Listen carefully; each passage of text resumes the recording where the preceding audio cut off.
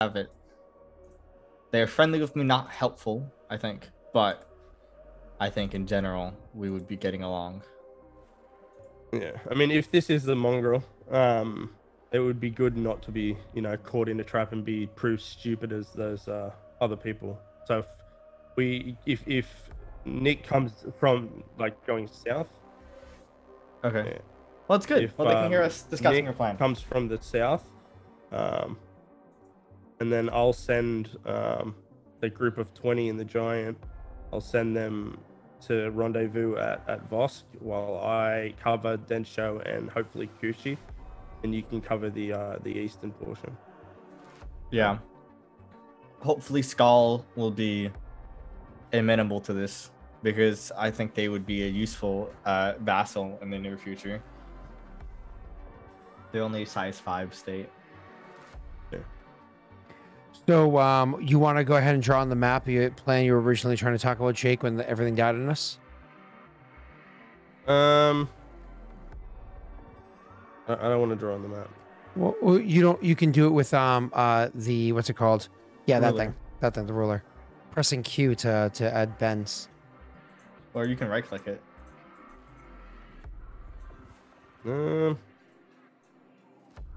Well, Nick's just gonna come from the south directly to there, and then I'm going to send my group of 20 or whatever to Vosk, and whilst keeping mine in Densho, and Tesla's gonna take an easternly approach. I think you're going to the clan there. Yeah, I'm heading north to the hill that I don't think is owned by Clan Skull, but I don't really remember either. It's been a while since I've seen their shape. They might be this shaped. Yeah. Because they have 5 hexes. But I think they will be amenable to this if we're fighting the Red Mongrel.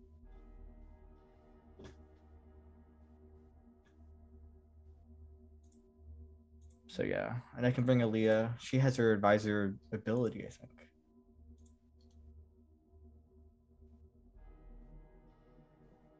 Yeah, it's once per month. And this is a new month. Right, Scott? Yes. Wait. Yes. No, Your wait. camera's frozen. No, not yes. Not yes yet, because you haven't done the your kingdom rolls yet to bring it to the next month. That would be no, but this is the month of those next kingdom rules. Last month your camera was November. frozen, but I thought you were doing an impression of your wife. Last month was November, and I used for that month, and now we're in December, and this is for the December kingdom rules. I think this adds more sense than what you're thinking of, because otherwise you're actually on like a 2-month break period. I think you're talking too much. So I think Scott agrees with me, because he isn't putting up an argument against it. As always, Celad's right. Is that Harry Potter stacked behind you? No, that's the Shattered Realm series, and below it is the series before it, which is I forget what the name of it is. Mm-hmm. I got Mistborn over there too. I got the first one in my backpack. A couple other books. So anyway, yeah. Scott agrees with me. That's pretty good. Okay, yeah. So what else are you talking about, Jake? Nothing. Varys will send Tora personally to deliver the message only to Naran. And they'll have the advisor to Shadow. I don't know what his name is. He will return to let them know personally as well. It's Cthulhu. Yeah. So that said, I'm not going to remember that name. Yeah, you know, every time he could have spoken, I wasn't there. Just saying. Snake, right. you're hearing things though. I don't know if you got butt crack anyways. That behind me. Yeah, in my backpack. Yeah. Backpack. Maybe you said backpack. I was like, I definitely didn't hear butt crack. Backpack. No, I said backpack. Sorry. Listen, all right, you're insulting someone that has a speech impediment, okay? What's wrong with you people? Oh gosh. I do, okay? I went to speech classes in elementary school, okay? I'm diagnosed. So didn't many of us, okay?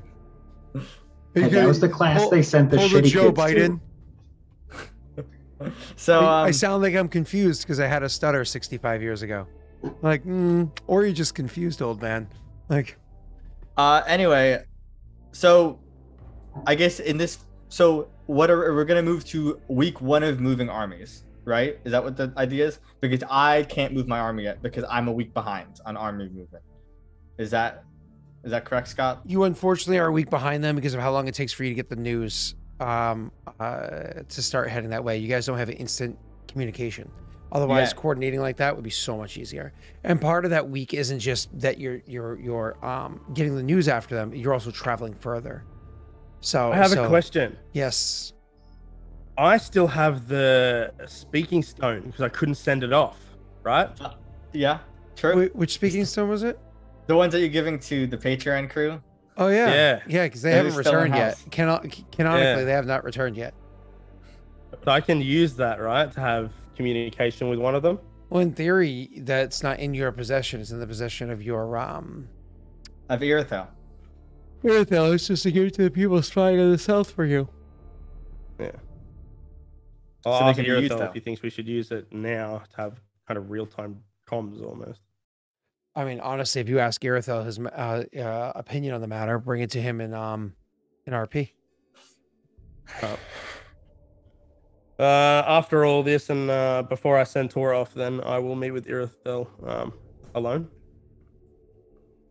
And I'll just say to him, Irithel, that stone that allows you to speak over great distances.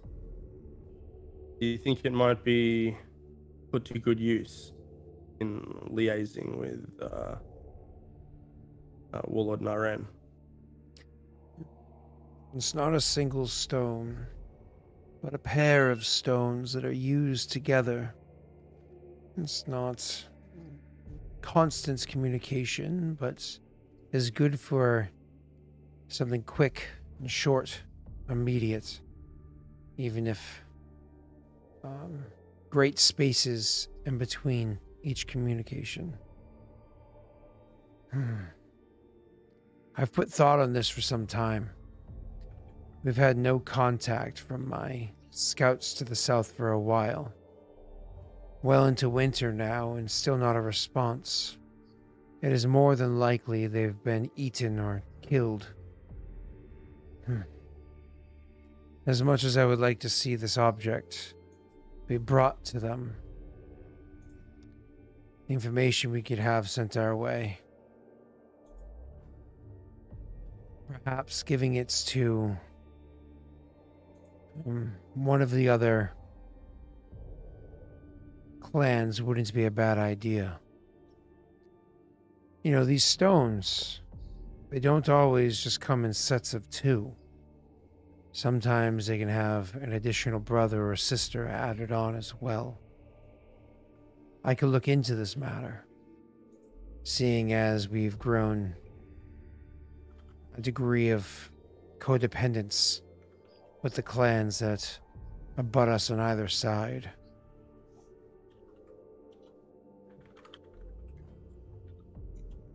Think that is a wise idea, Irithel. Which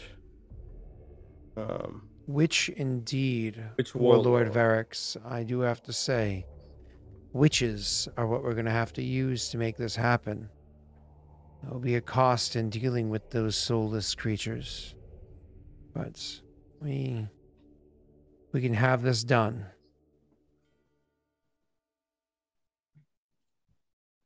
Could we not get it through Shader like we did these ones? You're not asking for an object to be delivered from the Arcane Congress. You're asking for a pairing of a third stone into the pre-existing 2. That would require a mage on hand.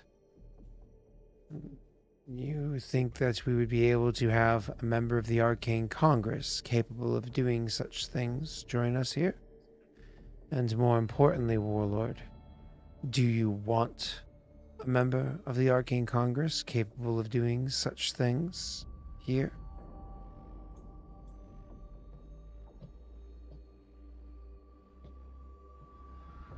I don't. I was thinking maybe that the gnome of Shadow would have done it himself. But if he can't, or it'd be too long anyway, this point is moot for the time being. One of the warlords must receive the other stone now. But which one? If I had to guess, the one that you are least likely to have direct contact with. If these are people we could truly trust, due to proximity, I would actually suggest not having any of the stones for ourselves, and just allowing it to be between the two of them. But I'm no fool. One of them is an opportunist by the blade, another with his mouth.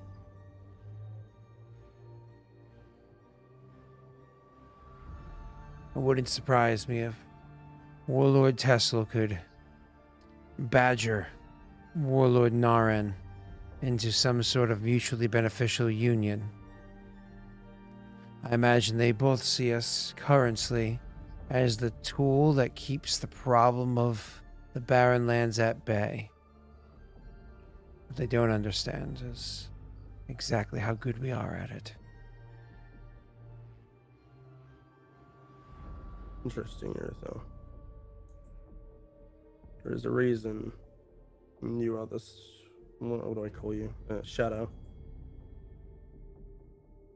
Though I think you're right. We have people going to meet with Warlord Naren. We have Urzog leading a company that way. We do not have anyone with Shadow. If we are attacked, it would be good to let them know quickly so they can come in from the east. This is what you'd like. Allow me to explain to you how this functions. He will retrieve the stones and hands them to you. Each day at dawn, after the first time the sun kisses the stones, they are warmed by the warmth. What is it? They're warmed by the glow of the sun, and return to it the magics that were used to carry the message. These stones can carry a message, short, very short, across any distance and instantaneously, if you know what I mean by that. It's immediate. Anybody who has the stone in their hand will clearly understand the words that are being said and even hear the tone, the cadence and everything of the person. If they know that voice, they'll instantly be able to identify them. If they don't, they'll at least hear and understand the words well. That's important. But it's also to be known that anybody nearby can hear the words just as well as if they heard it spoken, even if through a wooden door or something similar, somewhat muffled. The closer they are, the more keenly they listen, the more easily the words can be heard. Each stone can deliver a message unto the other, once, until it is warmth. I've heard of people using such things keenly, warming them early in the morning, and keeping the warmth close to hearts all throughout the day, just to use it just before the morning's lights to communicate one way and then the other, and to charge them up only mere minutes later to communicate a little bit further before having to cut ties again till the next morning. Such tactics can be used as far as I understand.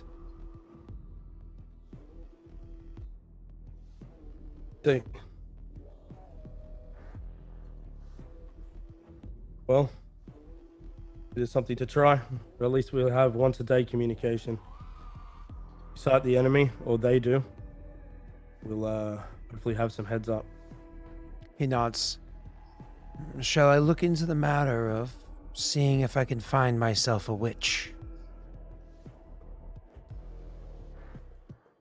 Which? A witch to handle this. They always want something. It They might not be do. something I'm prepared to pay. Warlord, it is possible, given your heritage.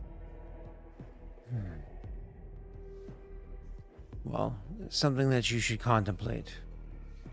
You do have my mind's turning. Many tasks I have set before me, but I think I've discovered a new one that I wish to work on. May I, beyond finding this witch, focus on other matters. This will take me a few weeks. Other matters? He nods. He doesn't say any further unless you ask.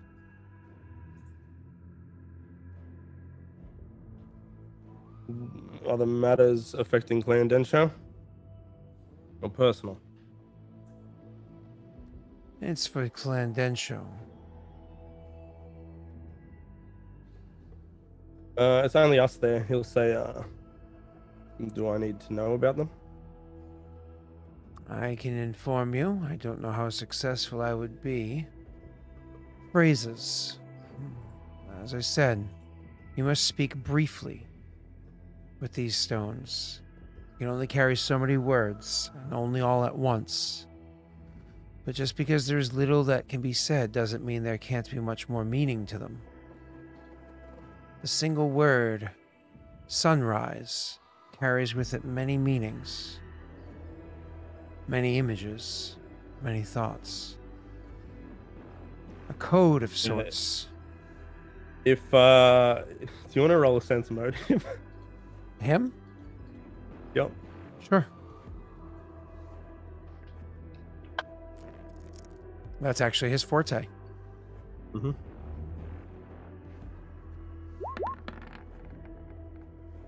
He rolled poorly, though. Yep, and that's still more than I can roll. So, anyway. Yeah, he gets the 100% impression he's lost Varix, and Varix doesn't care so much. But he says, I'll leave this up to you then. This is matters for you, Shadow. I will explain in due time, as you need, Warlord. For now, I must find a witch, as I imagine these necessities are going to grow greater, more rapid. I look forward to hearing the cost. As do I. And he will hand one stone to you, and then look back as he leaves, look back and says, Shado. Or asks, I should say. Yeah, Varix nods. He delivers a package to whoever it is that's going to Shado and says this is to be opened by none other than, Warlord Tessel. To see what's inside and so on and so forth. And who were you sending to go speak to Tessel? His ambassador to my clan. The ambassador to your clan? Yeah. Yeah. Gotcha. Awesome. What else needs to be done, sir? I think that's it. Before we start mobilizing and things like that. Okay. Boys? Or will return to Naren and let him know what like the plan is, what we think's gonna happen, and all that stuff. Okay. And then where you guys want to go from here? Army movements, I guess, right? What was that? Sorry? Army movements, I guess Yeah. army stuff now, right? Are you boys ready for it? Yeah, I did some reading up beforehand. What's the speed of what does the speed mean in terms of movement? Like how many hexes is one speed? One.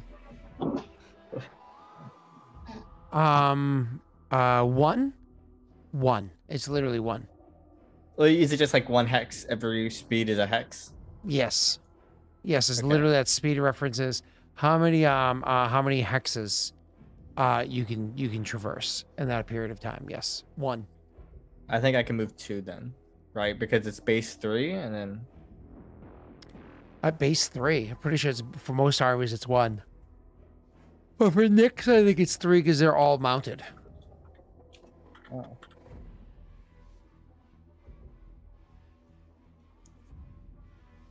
Typically lightly armored. No, okay. Base movement is 2.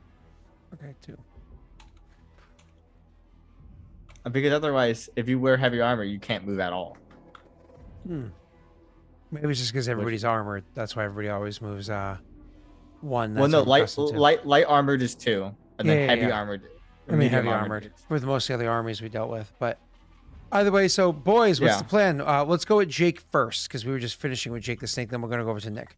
Jake, are you having what's his name, Urzog, grab the 2? What are they called?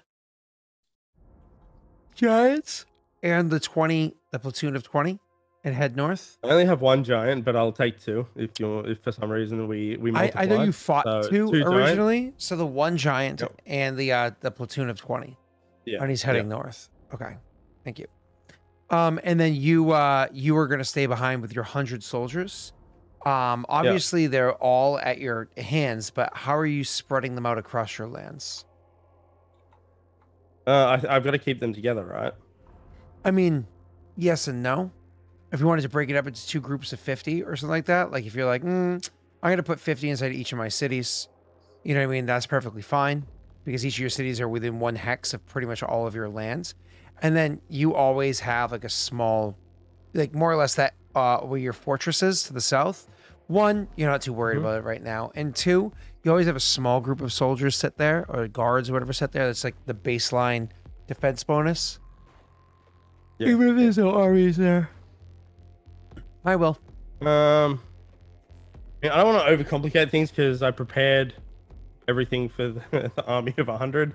Splitting them will, I don't know, give me a headache. But you don't necessarily have to split them. What I mean by splitting, I'm sorry, just so you have like reaction time.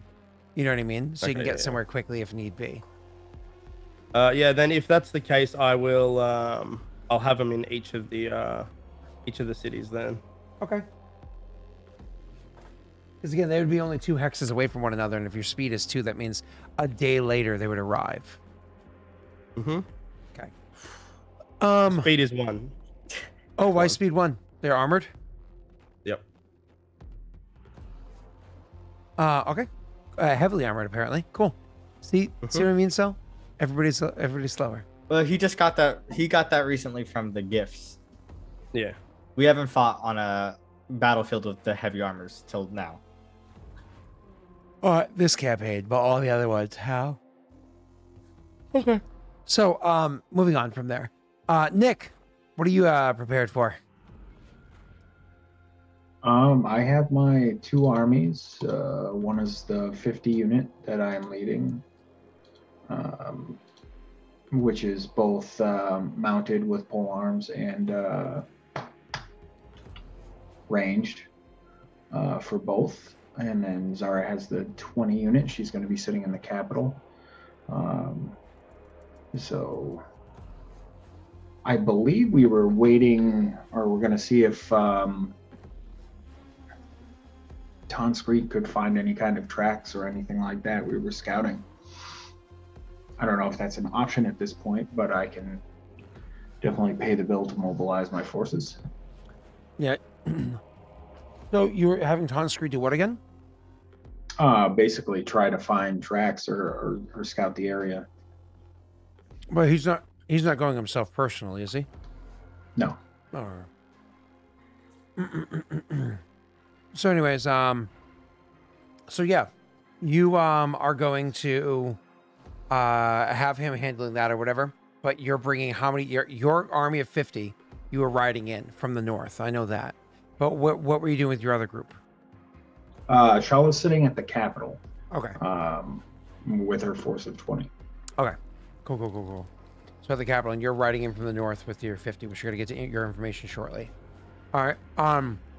Did you and Densho already pay the cost to activate your armies? I don't believe so. I haven't either.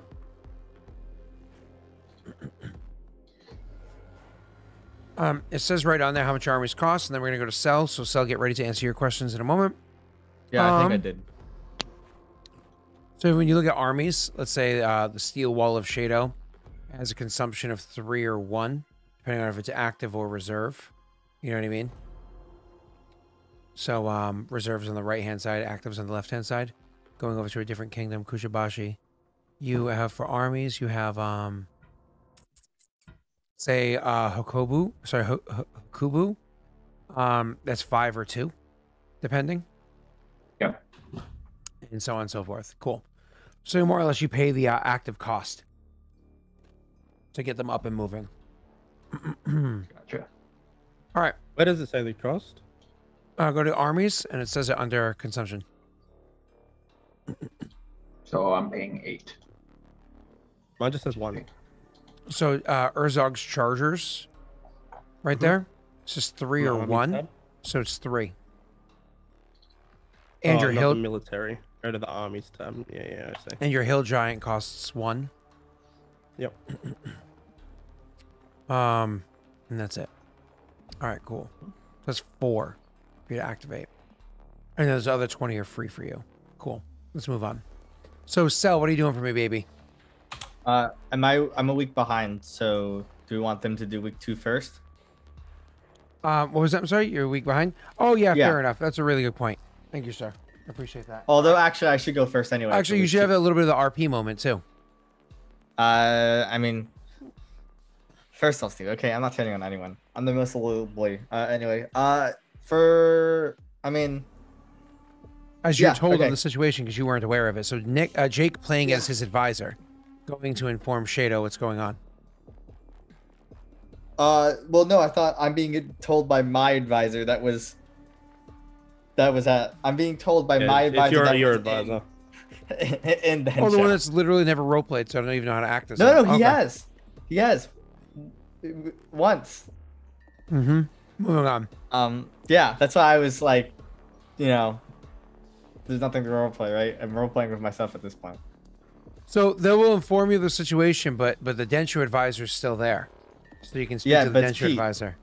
Yep, But Pete will interpret.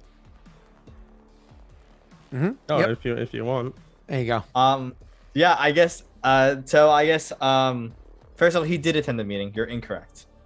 It's just Jake always kicks out our advisors when he talks to his advisors. No, I don't. I don't kick your advisors out. I know what you're talking about. Sure. Okay. Whatever you say. I'm pretty sure Sal's the only one who kicks advisors out. Okay. Listen, yours deserved it. Okay. Sure. You can't even deny it. Sure. Which one's banished from Kajinxi? I'm just. So I call into council. I guess it's probably best to do Rima, Aaliyah, and Naito. Atelier as well. We'll do this for. Okay. I explained the situation as I was explained to by my advisor. I have the sending stone, right? I assume it has like a note explaining how it works. Yeah, it does, and it also says for you not to share it with anyone. That's Yep. your business if you do. It was actually when it was delivered. It was this was told to be open in confidence, only for you. Yeah, then it's just in my. I keep it within like. a So he pocket, holds but- up at the first meeting and says, "So guys, I No. got this new rock. No. I want you to tell me what keeps- to do with it." He keeps it stored away. Okay. To be fair, yeah, it doesn't matter, Joey. We must raise our troops, of course.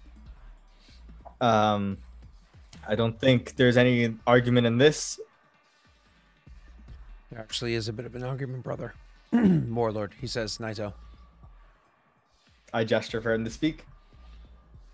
The safety and well-being of our clan, we can all agree, is first and foremost, above all other things. I got a sense of him. The safety and well-being of our allies' clan is also extremely important. Even if there are layers of disrespect on the occasion, it doesn't change the facts that they are allies of ours, and we need to come to their aid as is necessary to uphold our end of the bargain. Clan Vosk is no ally of ours. Clan Vosk is its own entity. that has close relations with Densho and Kushibashi, and they, of course, need to come to the calling to it. I don't think it necessary for us to go to the calling to Clan Vosk. It exposes us. We either have to travel through Densho's lands, a great distance to get there, or expose ourselves in the great open plains. I had thought Interesting the way you think. No, Tom. What was that? Interesting the way you think. You know, Clan Vosk is as much Clan Vosk as Clan Shado is one of the northern clans. Clan Vosk is, by extension, both Kushi and Densho. It may be some vassal state, but that doesn't change the fact that it is neither Kushi nor Densho nor anyone that we have treaties with, nor any clan that we have any allegiance to. Those are the dealings of Kushibashi and the dealings of Densho, and they expose us to the potential of our ruin, to travel great distances, to enact revenge against a clan that is both small and unprotected. Warlord Shado, did Warlord Verix and Warlord Naren personally go with you to help facilitate a rescue of one of your own advisors? Of course they did. And Naito, I think you're forgetting. Vosk is not calling us. Our allies, Densho and Kushibashi, are calling us to aid them. I don't think it matters the cause or reason. They request our aid in this circumstance. And I think we have to remember this is possibly the Red Mongrel. That's exactly why I'm giving my advice. If this is the Red Mongrel, we are exposing ourselves on every front.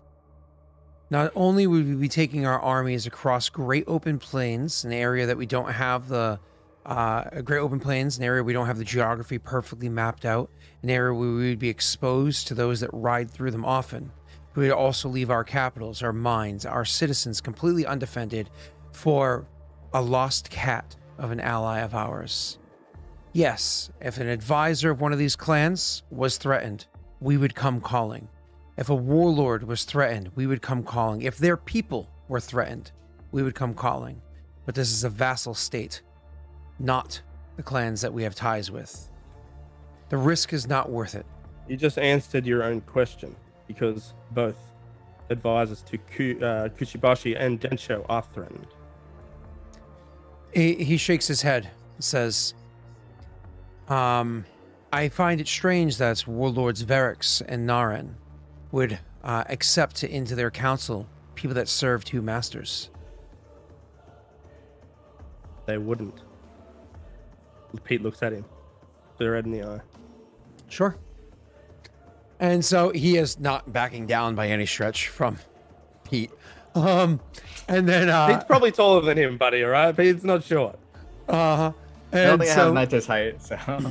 And so how tall is Pete? I don't know, he's human, so you know. Oh, yeah, probably taller. Decently tall. And so either way, Naito says, I've given my counsel as it was asked. Trying to smooth things over, ever the smoothing person, you have Aaliyah would chime in and say, from what I understand of this Red Baron, I imagine, or whatever he's called, mongrel, something of the sorts. You're thinking of pizza. She's like, actually, no, World War I came to mind for some reason. I'm not sure. Oh, yeah. Yeah. By the way, I saw a white, no, black ears dog sitting on top of a red house. There was a yellow Clifford? bird sitting nearby. Oh, God. Anyway. So Aaliyah speaks up and says, as far as I understand from this red mongrel or whatever he's called, diplomacy is not going to be something that's going to aid us. I have little counsel I can offer here. I would say that Naito does not speak of Kushibashi, Densho, or Vosk in a way that is meant to be offensive. merely strategic. Correct me if I'm wrong, but Naito's strategy on the battlefield is far superior to literally everyone else in this room. No offense to the warlord, of course. So if Naito suggests not exposing ourselves on all fronts, I imagine it's said out of a place of respect and not out of disrespect to the other clans. Naito doesn't correct or deny. Leah, I brought you here because I remember you made great relations with the clan to the north, Skull, the quarry miners, the stonecutters.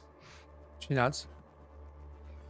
I was thinking maybe we could send scouts, maybe a half our army, in request of stationing them on the hill, to watch the passageway from west to east, in an attempt to watch for the Red Mongrel. I'm sure they fear this clan. He kind of says with disdain, as much as any other southern clan. Our troops might be a warm welcome if the Red Mongrel is in the area.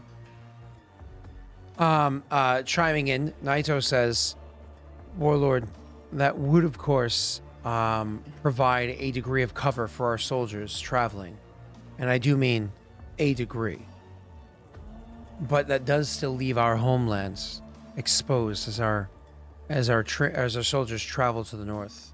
We don't know how big the Red Mongrel's forces are, but we do know that they act independently and in small groups when necessary. If we are to travel north, this plan obviously would be beneficial. I still think it's a bad idea. Rima actually chimes in at this point because it's the last one you asked to come here. And she says, I don't like the smell of this. It feels like a trap. We all know it. Everybody's aware. It's all too convenient that this is happening now. I mourn for the losses of those that were caught up in this endeavor. I don't know if Clan Vosk was the target or simply a means to an end for the transgressions that they might see coming from Kushibashi or Densho or whoever it might be. I'm very removed from the situation as of now, as I was not up north with you. But I can tell you this. You're looking to chip ice in the winter. It's foolish. There are better times for this. Do you go marching into a blizzard? Or should we wait for the turning of the seasons? Springtime. No, we go marching into the mines, Pete says once he turns his head. She looks at you and raises an eyebrow. She's never been offensive to Pete before. And she's a pretty brash person. So she looks at you and raises an eyebrow, fully expecting you to continue. If he doesn't. He doesn't. He turns his head. He like actually looks away. Pete, did you just reference the same thing a second time? I did. Because it seems as though... You know what? I'm not doing this. He'll stand up. Make your decision wisely, Warlord. May I be dismissed? Of course, Pete. Thank you. He'll turn and leave. As he's walking out, it's unusual for him to do this, but Naito actually chimes in and says, can't stomach a conversation, but wishes to call the shots in the field of battle.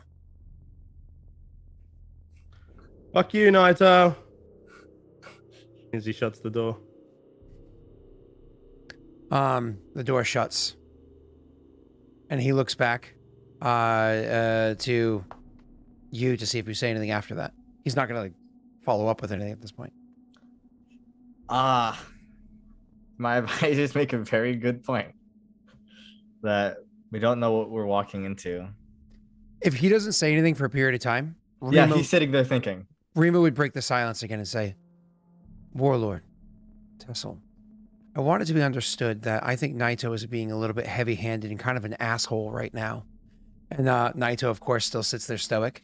She's like, Pete has been through something recently. I'm not entirely sure what it is, because every time I ask him, he brushes me off and somehow finds a reason to excuse himself from the room. Gracefully. But what I can tell you is this. They're renowned for attacking in the winter. They're renowned for attacking in the open fields. We are walking into their forte. I want to kill these fuckers as much as the others in the name of what's your faith again? It's the fuck. It's the fuck. Order of the Tanzo, or Order of Tanzo. I want to kill these fuckers as much as anybody else in the name of the Order of Tanzo, as well as just vengeance for the people of Vosk. They didn't ask what was brought before them. But now seems like a foolish moment. Clans Kushibashi and Densho are more apt to go charging in. But that's not our clan.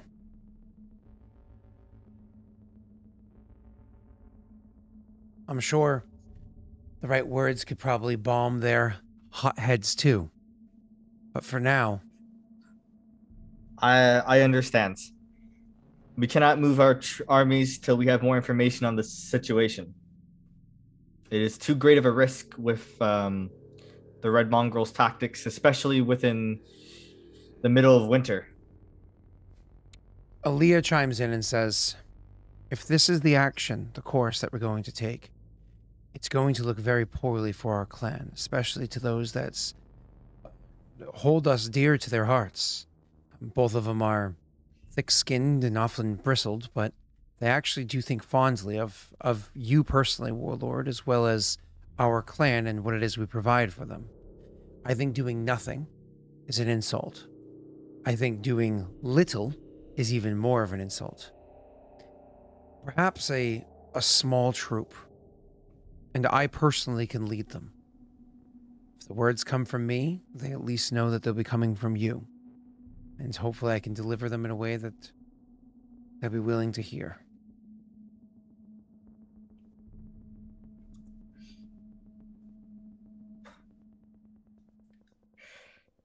This is fine. We will take a detachment of our troops. 20. I look to Naito. Naito nods on without hesitance. We'll take a detachment of our troops 20 to the roads to Clan Skull North. Does that sound safe enough, Naito? Or is it best we travel along the roads through to Densho? Aaliyah actually, before Naito goes to speak, he goes, I think that, and Aaliyah will chime in over him and say, actually, I think you're onto something that I hadn't thought of. I'll take the 20 to Skull, and perhaps there I can ask for aid and bolster our troops, even if they just matched our numbers. A commander, 20 more, that would look far better for us than if I just showed up alone with 20 soldiers behind me. I might be able to spin this in a positive way. I look to Naito if he wants to say anything. If he doesn't want to say anything, I'll continue. Naito nods and says, at the very least, it'd be good for us to understand exactly how close of ties Skull wants us to have with them and what it is their soldiers are able to offer. So we march 20 north to Skull and petition them for aid against the mongrel. And then we wait for our allies' decision.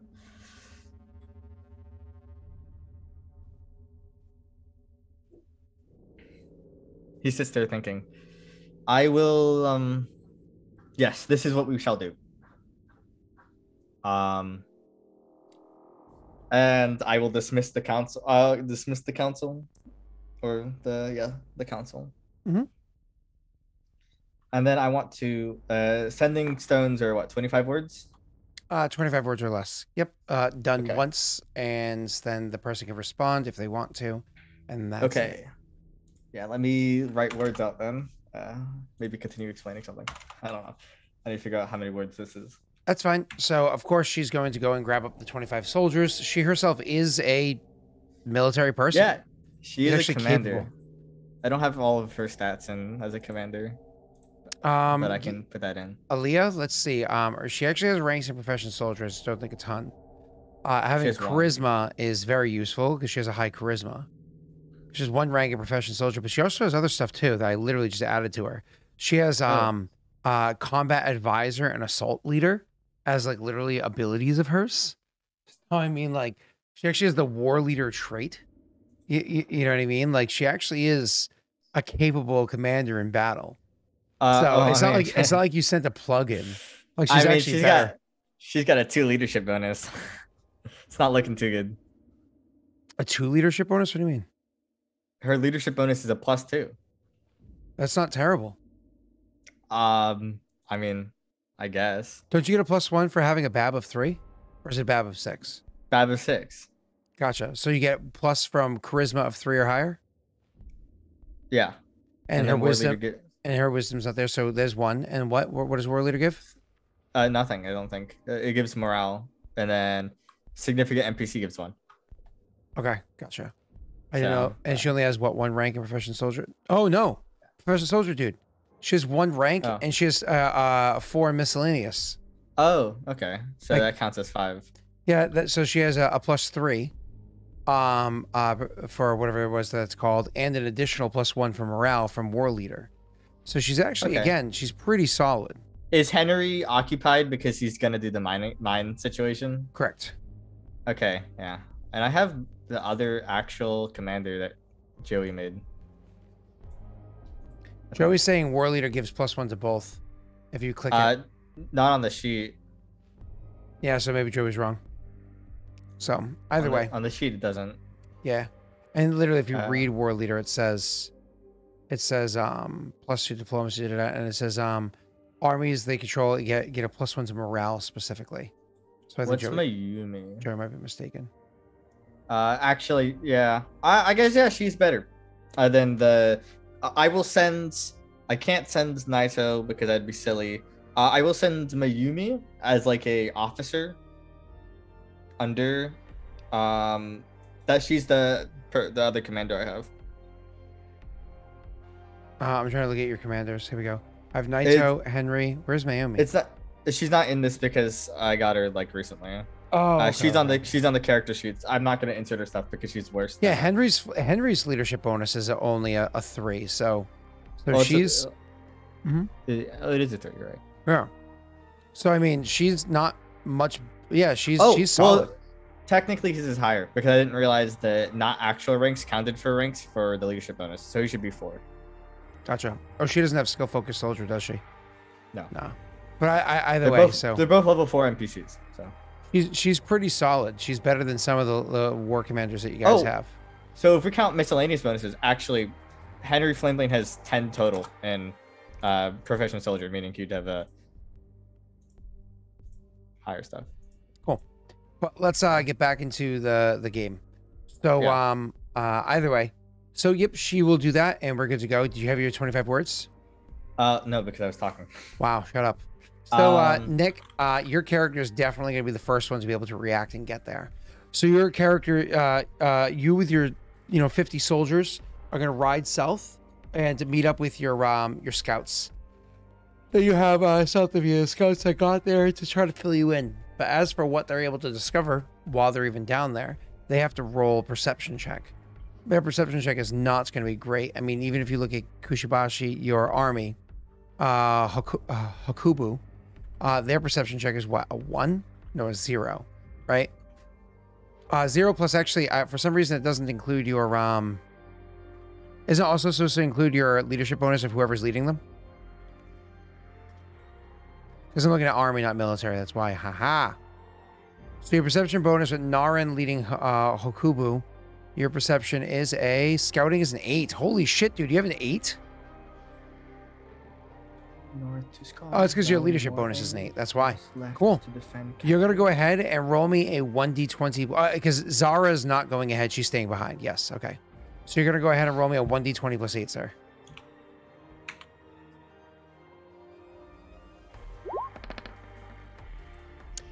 Not bad. Oh, by the way, as a reminder, Shado, Kuchi, and Densho got Winifred's Wisdom. All of you guys got that. Okay? And a second one or just one? You guys all got your one. Okay. And Nick got a second one. Because Okay. Summon Snake was frothing. It literally said 2 clan Kushibashi.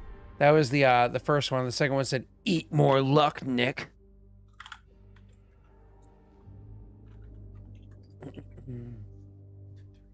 Okay. So, Nick, you're 24. Are you happy with that? Or do you want to modify it? I don't know. Should I burn it for 25? I mean, if you click it, you'll at least be able to know how much luck you guys are dealing with. That's an easy way to burn it. Do you guys think it's worth it? So, Jake? Yeah, do it. It's a scouting check. You just got to know what you're going into. Beautiful. Okay, I have my 25 words, or it's 24 words. Y'all ready for this? Yes. 25 words now. Huh. Okay. Sucker. So that's a 25 versus a 22. I failed by less than 5, but I did fail. And that's an important distinction between the two. I was trying to hope it would be even, but that's fine. I failed by less than 5, but I definitely did fail. So the important thing to note is as your army, which I think you're representing them by this group right here. As your army comes up to the northern hills, overlooking the outer lands of Clan Vosk, we need to, so as you're approaching there, you're not technically there yet. You're able to find out a couple of details. To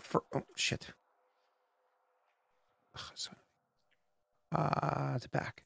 There we go. So as you're kind of like approaching that area, one of the things you're able to discern by your scouts is that apparently the hills themselves are not without scouts of their own. You actually do discover the scouts before your scouts are discovered, allowing you to decide how it is you want to proceed forward. Do you want to ride up and try to take out those scouts swiftly? Do you want to use that as an opportunity to call them people out to you? Do you want to try to ride around them, et cetera, et cetera? You notice that there are scouts up on the hills looking down, and your scouts come back while you're still far enough back that you have not yet been noticed by them. Let me bring this into RP so you can think about it. One of your lieutenants, give me a lieutenant that would be riding with you. One of the many Joey made for you. Lieutenants. Which ones did Joey make Jinsoku? for me? Sure. Wait. Oh, never mind. That's an animal companion. Oh, he didn't make any for you yet. Oh. Oh yeah. Nobody makes me people. That's fine. Except for Hoko. Yeah. That's on you. Probably. Yeah. I've got a bunch of followers I haven't made people for yet either. So. Yeah, I think Zara was the only one so far, and it's probably because we still need to vote on all those, which we have to do before the end of the stream. Vote for all those previous hype trains. Continuing on. So, doesn't matter. So, your lieutenant, unnamed NPC, comes running up to you and says, Warlord of Narin, the scouts return. The hills, they're not empty. We want to see what's going on down in Clan Vosk, if the city even remains, but if the town even remains, but the hills are covered in eyes. How do we proceed? Do you want us to try to flank around them? Head to the other hills and see if we can see them from the east? Or perhaps flank around to the south? Maybe Do we know where they're attack. expecting us to come? They look like they're waiting. Then let's try to circle around and take them by surprise. If we send runners head to the south, we could join up with Densho's forces. We'll lose the opportunity to flank. Well, he probably wouldn't give you this kind of advice. He's just a scout. He says we can send scouts to the south to meet up with Densho's, if you'd like. Can you ping on the map where I'm seeing these scouts just for... I'm trying to ping, but it didn't let me. Let me try it this way. There you go. That went poorly. Give me 1 second. Let me try to ping a different way for you because that went very poorly. Let's see if this Shows up a little bit easier for you. Here we go. Scouts are going to come off as here. Can you see this?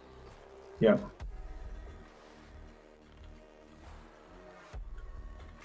Cool. So we've got Dencho coming from the south. The scouts are here. They're expecting us.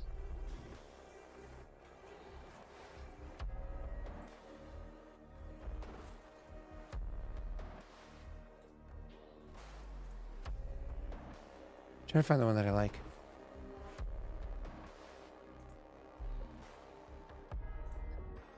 That's what I'm looking for. I'm trying to decide if I just want to try to take the scouts by surprise and wipe them out, or if I want to kind of circle back around and let them wait until Dencho kind of comes up from the south.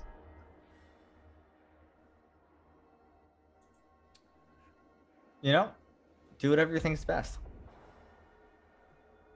That was very helpful. Thank you. Sorry, not all of us have a brother to tell us what to do. I'm not there, okay? I can't assist you, okay? Listen, I'm trying to keep the game pure. Sure. Honestly, they know we're coming, so killing a couple men isn't the worst thing in the world. So I think what Naren's going to do is he's actually going to fly in and strike the scouts. But I'm not going to fully commit. So if I can take them out in a quick charge, that's what I'm going to do. I'm going to try to flank them and take them out. And then I'm going to kind of fall back.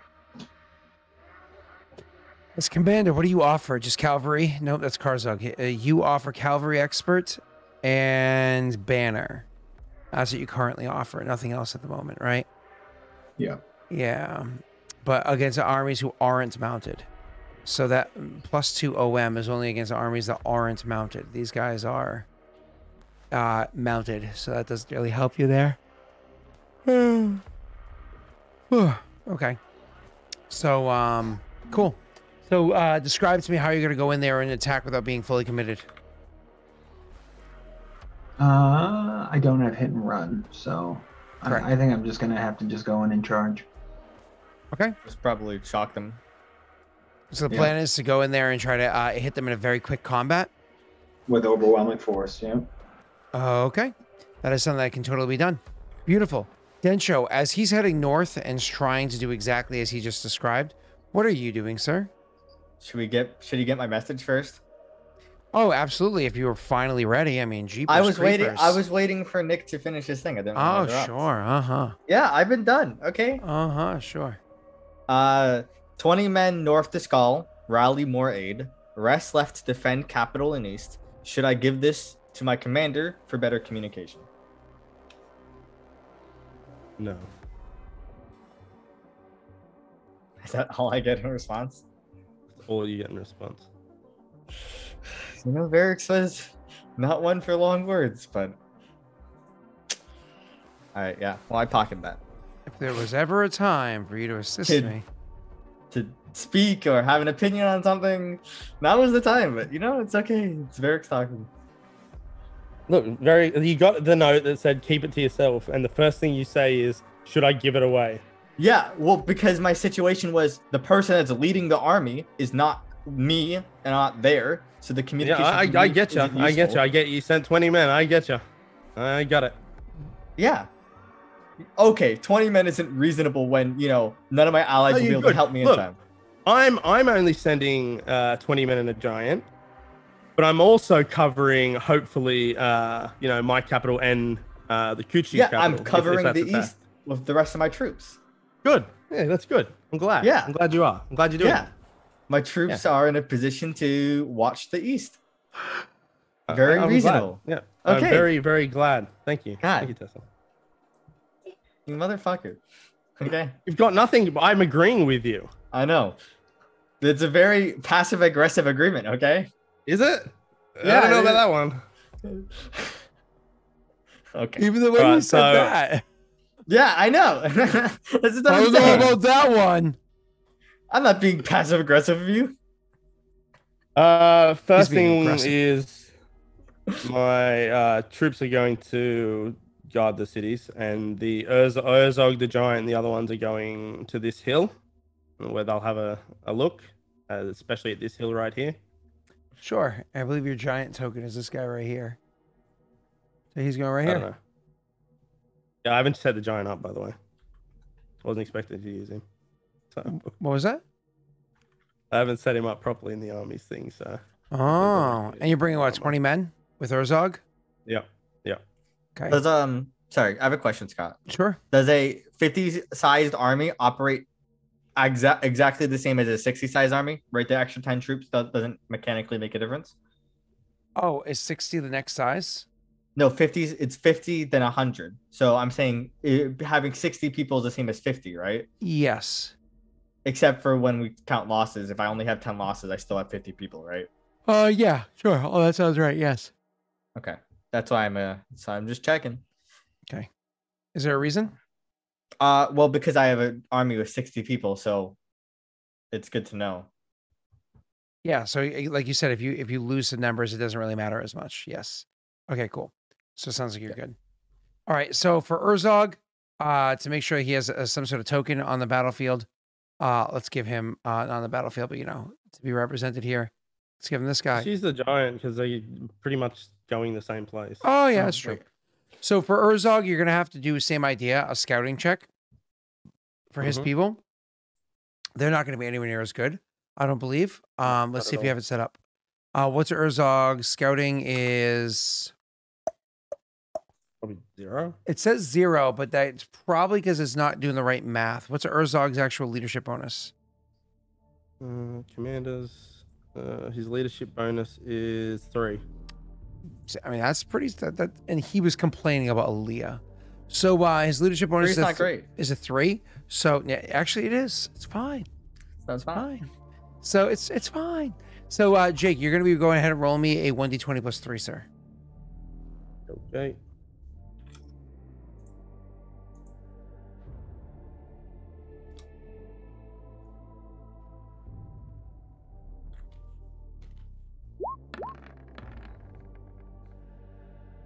That's pretty damn good. Are you happy with? Okay, that answers that question. So with the 21 total, I'm gonna go ahead and roll on my side.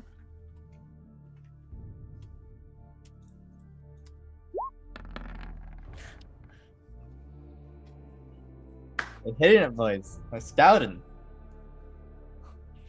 So if I rolled a 7, I'm losing by less than 5, right? If I rolled a 4, I became 17. Grand Diplomat, defensive tactics. Yeah, I have to roll a 4 to not be losing by 5. Let me try that. I'm still losing by 5, aren't I? 16 to 21. Yeah, you're still beating me by 5. This is an important distinction because you actually got this, whereas Nick didn't get this. Okay. As you're making your way up there, it's actually the one of your scouts that comes rushing back over to Urzog. In the scenario, you're Urzog. That comes rushing back to Urzog to inform him of the situation. What's your war chief? Is that what you call them? Yeah. War chief. It seems as though there's a couple of soldiers posted up on the hills up there. They look like they're scouts. I'm not sure how you wanted to proceed.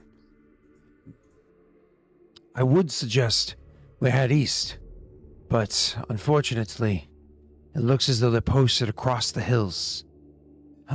More than that, how do I say this without Nick listening? Nick, plug your ears. More than that, it seems as though they're ready.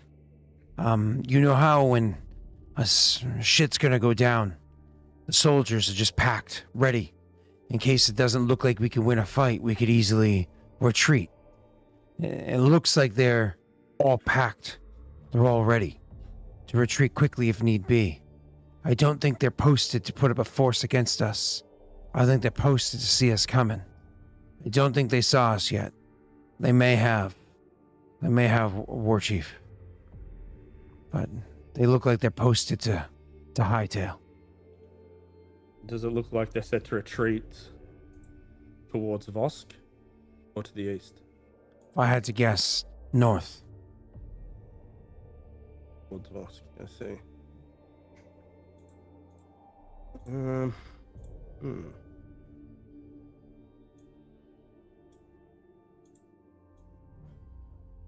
All right, so pretty much if we engage them, they're going to withdraw, right? Yeah. I'm thinking. Yeah. Okay, and where do we know that they are? We're on this hill right here? Yep. On that. But from what you understand, both. But this hill here and what, this one here? That's Yeah. my hill. That's where I just went. Yeah. That's they're saying as you're approaching on the hills, they're on both hills. As you're going up to the hill, yeah. All right, so I don't know if this is a professional soldier check because I'm not sure about this one. And Herzog is more military minded than Jake. Sure. But by the way, if without we had- you being obvious about what is going on with the whole retreating bit, I'm gonna tell Nick to put his Oh, headphones yeah, in. yeah, yeah. Cool. All right, go ahead. So Herzog is more military minded. Go ahead. Well, I'm thinking, what if I send word to, one of my things to approach and then hit them from behind? You know? I'm. You asking the scout that? It could work. Well, yeah, I mean, I don't know. I don't know who I guess I'm asking the scout. Yeah. Yeah. Herzog, I'm not sure how things look in the plains east of the hills. If it's possible for us to come around that way, then that would be a good idea. But we'd have to know that we could get up there. It is possible we head northwest instead and approach from that direction.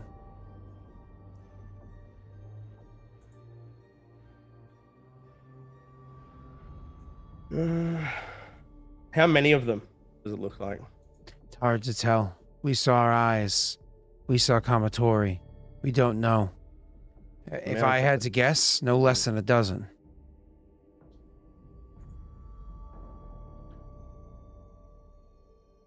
He'll look to the giant and say, he could take a dozen.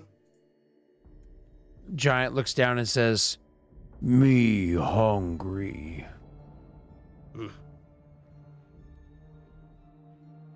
Right, well, I think as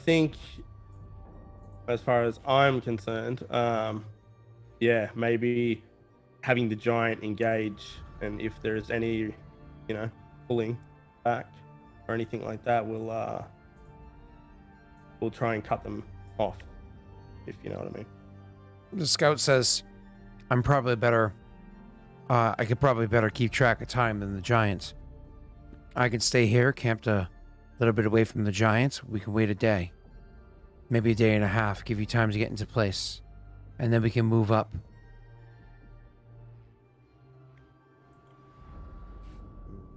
Yeah, I think so. They're in our lands, Warlord. Not Warlord, War Chief.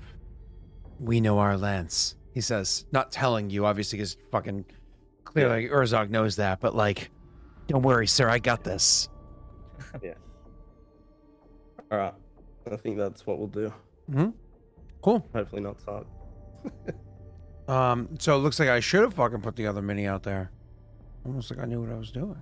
Or something. Scott's so sassy right now. I'm always sassy.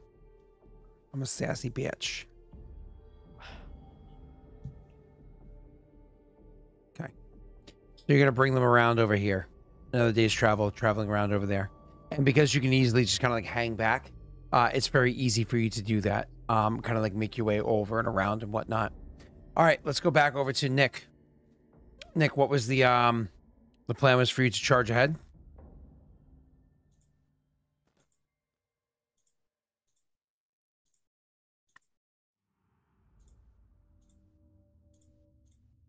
You muted, Nick. Yeah, it was to charge ahead. I don't like the plan, but I'm not going to change it because I can't think of anything better at the moment other than to hang back. I have Eric no landed way in of Arizona. communicating. He's alive. Nice. Oh, sorry, continue. It's good he's alive. Hmm? Cool guy. You have no way of communicating? Yeah, because the only other thing I would do is try to coordinate like a false strike with Zara's unit and hang back in reserve to see where the scouts were signaling. But with a 50-man unit, I have no way of doing that and breaking it up. So it's going to be to try to take out the scouts before they can signal to whoever. The idea is to go in hard, go in fast, catch them off guard, and take them out. Yes. Okay? Luckily for you, you know that they're there. Like, you're keenly aware, and you can try to stealth your way up there. There's actually a rules for that.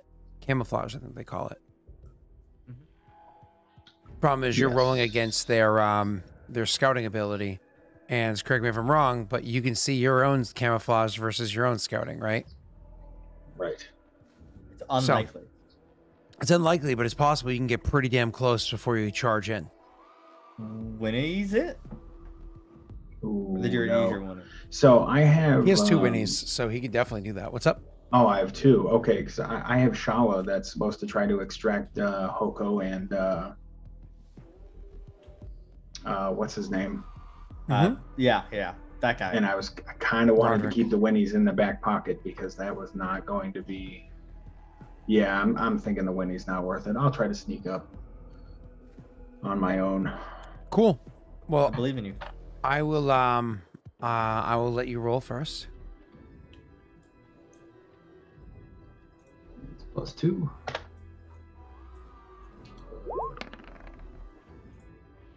That rolled so choppy for me. It was like painful to watch, but inevitably landed at a out of 16. Okay. How do you think this is gonna go, boys? I will not plunder the last pool of dice. Do it, Nick. This is the time. You eat. You want me to do You're it? allowed, Before you're I allowed roll. to plunder it. All right, Okay. it's an 18 you're working against. All right, you boys ready for Unlikely. this? I'm waiting for the nat one. All right, it happens here. Oh, it's a 10. We just tie. We did just tie. He's gonna no. daddy's it. You have a He's gonna daddy die. daddy's it. You can't roll Dude, lowers. I don't know Ben. how you dig it in anticipation. Outcome's guaranteed. Look at that 7 dice. What is that pool? Who's stopping? Because the pool Excuse comes me? from all. Hey, well, the pool comes from all the games. Okay, which is That unfair. one actually is not true. Oh, that's not true. Okay. Independent. The APIs are all independent of one another. Okay. And Never two, mind. I'm wrong. how often do I use them versus you guys? Your pool hits True. like 35-2, 35-2. I'm like, I got like 11. Really, that's funny because I'm scrolling up. I'm seeing 1, 2. We barely 3, hit 1. above 10, if ever. Because you use them so often. Because chat says use luck. Okay, chat is funding the addiction. They like to secretly provide for me daddy's dice while you guys aren't paying attention, but openly be like, use the luck, guys. Come on. All right. Roll. I'm Anyways, never paying attention. so your clan, Nick, is able to wrong channel, Ross. Your clan is able to your clan is able to get their way up to the hills and even start climbing the hills pretty darn well, preparing to break out into a fight, to charge ahead against them. And you honestly, you truly think, and Aaron truly believes he's got them caught off guard. But either he was missed a scout or two, or it was a misstep from his own soldiers, but they seem to notice you because all of a sudden your forward reports suggest that they are starting to pull into action and forming up as you guys are getting there. They haven't fully formed up to prepare for your arrival, and they're not far away from the distance that you are. This is that moment where you have to choose if you're going to charge ahead or fall back. And if you're going to charge ahead, you go now. Yeah, charge. Okay, the way the initiative works again is you're supposed to roll your profession soldier by your commander. So you actually roll first. Check 1 second on your sheet. So this is for Clan Densho. Under military, it should say your tactical initiative is a +9. Oh, this is Urzog. No, Sorry. mine. You're Kushibashi. Yeah, mine's gonna be +20. Holy.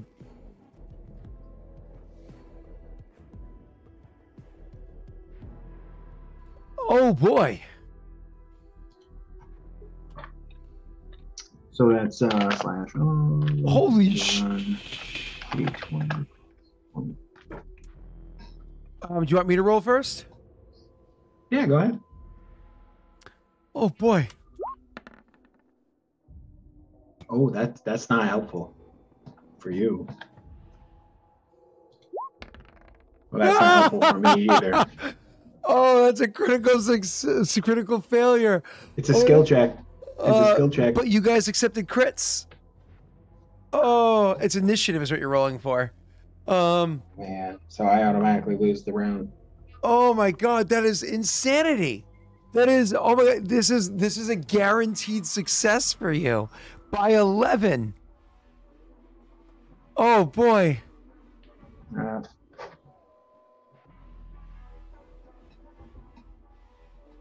Oh boy. Okay, give me 1 second to read something. Then I'll get back to you. Wow. That's crazy that played out.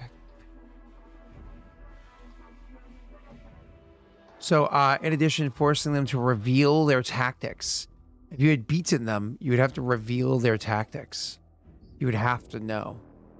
But natural 1 means that natural 1 doesn't mean you act last.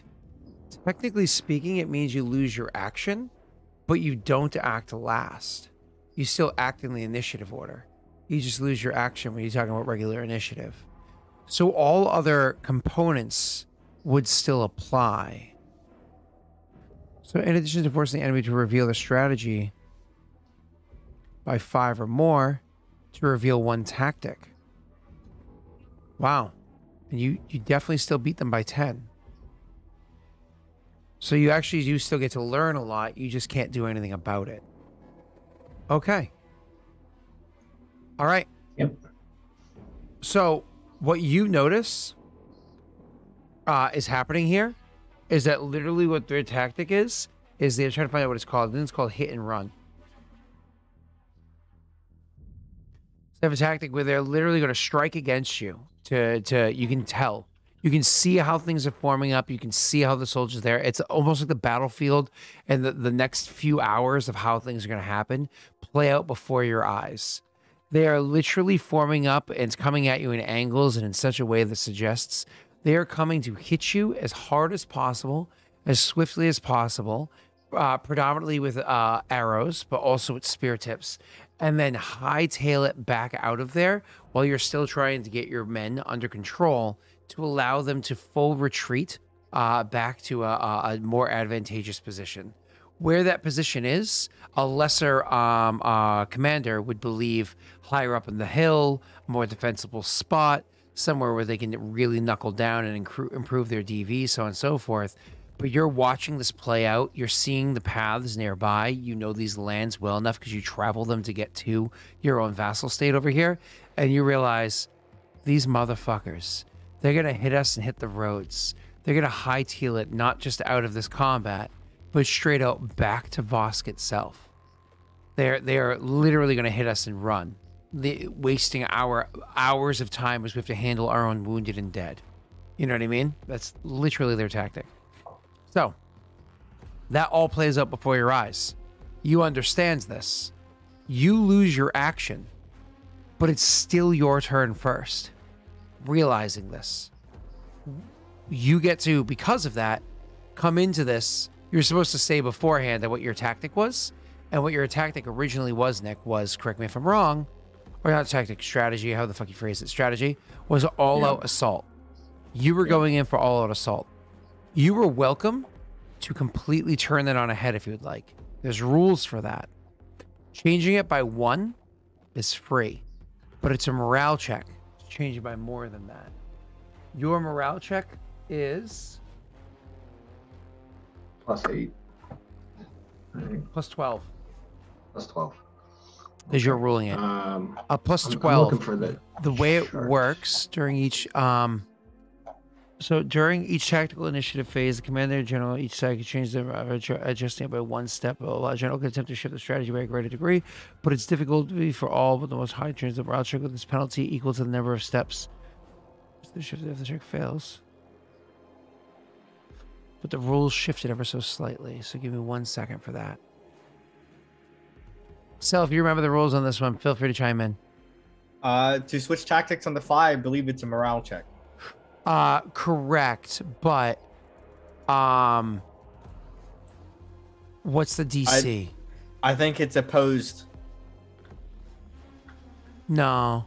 Or Attempt to it's shift the then- strategy to a greater degree. This is the baseline rules for Ultimate Battle, which is not the original book. This is the additional book, right? It says requiring a morale check with a penalty equal to the number of steps by which the strategy being shifted. So if you're shifting 1, 2, 3, 4, that sounds like only a -4, which is not that bad. But give me 1 second to continue reading. Okay, was his strategy actually all-out attack? Of course, Because it there's all right. I'm just making sure Nick Yeah. understands because that means you take more casualties too. Yeah, my plan was to go in and just crush, but Then that sounds about right. Sounds right. but if we're gonna switch, then it would be total defense if we can go for it. Yeah, to go from all-out assault to hold firm, which would be the What's the absolute. DC? So it looks like it says you just need to make a morale check, which morale checks are typically DC 20, right? His modifier is usually plus 12, but if he's trying to go the other way, that is per step. Does it say per step or per additional step? 1 second. I'm reading.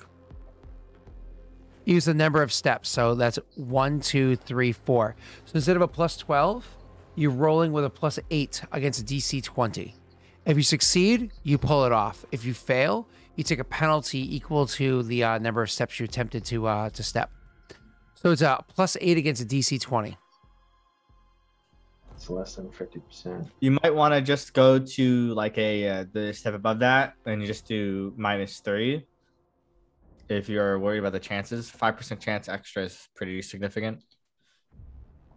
I mean, you can balls to the wall. You gotta hit it to quit it, or however you want to use your lame ass phrases, or you can win if it's wisdom is an option. Yeah, I'll burn a Winnie's on this. Okay.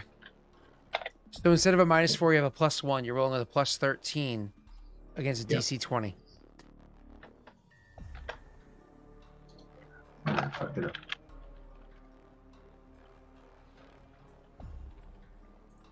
Jake's trying to get his numbers together. Mm-hmm. Oh, I can't see. Don't tell me what it is. Don't tell me what it is.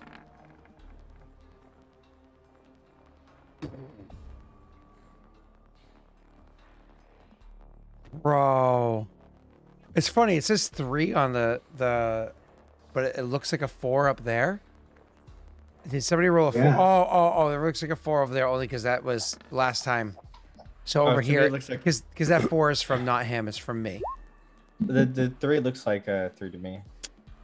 Whatever, man. I tried to wait to see if there was a pool of luck, and unfortunately, nobody gave luck in It's over fine. 2 hours. Man. That's really bad for you. It's whatever. Naren pulled a tactical blunder, boys. I was seeing if there's anything else that you have here. Banner.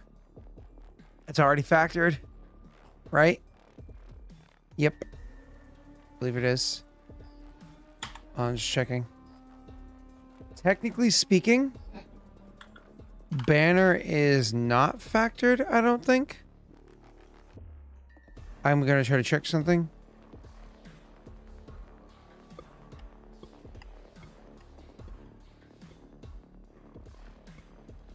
I'm not entirely sure if banner is factored into all this because it's been forever since I added all this shit up. Morale bonus comes from... Wait, where does this come from? It comes from P4, which is leadership bonus, plus R8. What's R8? Which is war leader, plus P8, which is inspirational commander. So it actually doesn't include... So you actually are 1 higher than that. Not that that helps, but you are one higher. So, okay. Good to know. Yeah. Okay. Well, unfortunately, there was a bit of a blunder. So you're taking a penalty. The penalty is equal to offensive modifier and defensive modifier equals the number of steps attempted to ship, so -4. You realizing what happened, seeing it play out before you, Naren is a tactical genius to a degree. Unfortunately, he was not able to corral his troops to change such an aggressive approach to such a defensive one so easily. And instead, not only does he only change his step by 1, which goes from all out to aggressive, right? But he also just sends him in such disarray that you're taking a penalty. So your OM is actually effectively a -3, and your DV is effectively a -4, sorry. So a -2, and your DV is effectively a -6 at the moment, which sucks. Okay. It's that was your turn. It's their turn. They rush forward to attack you. Give me one moment as I do this to you.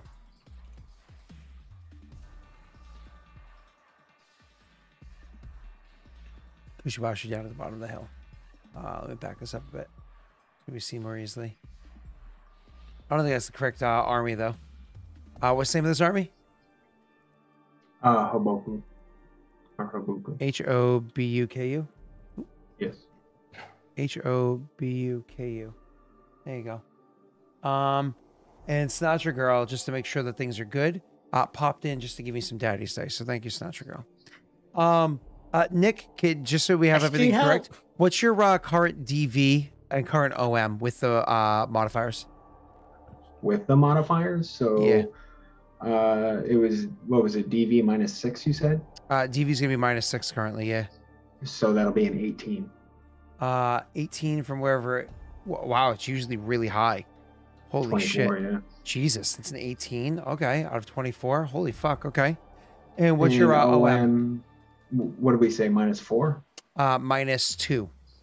-2, so 11. 11 out of 13? 13, yeah. Okay, and what's your HP? This... 627? Yeah. Okay. So now I have your character sheet. Your character's actually correctly represented on the map, so you can see a little bit more easily. Okay, cool. And this right here should only be boom, boom. There we go. All right, cool. So this is what happens as this whole thing plays out right there. Thank you so much for the gift sub. So as this whole thing plays out right there, and you come rushing up the hill, trying to see the tactics that they have, this hit and run kind of tactic that they're going to go with. Oh, I shouldn't even have 2 of them here. One of them should be gone. This hit and run tactic that they have planned for you, they move up to engage, looking to hit you with their ranged attack, their ranged assault. Oh, boy. I'm sorry, Nick, about this. Just give me 1 second to correct these numbers because they're a little wrong.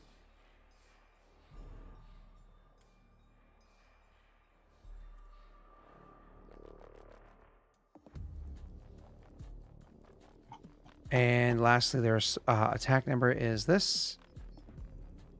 But because they're using the hit and run tactic, is that inside Ultimate War? I believe it is. Oop, shit.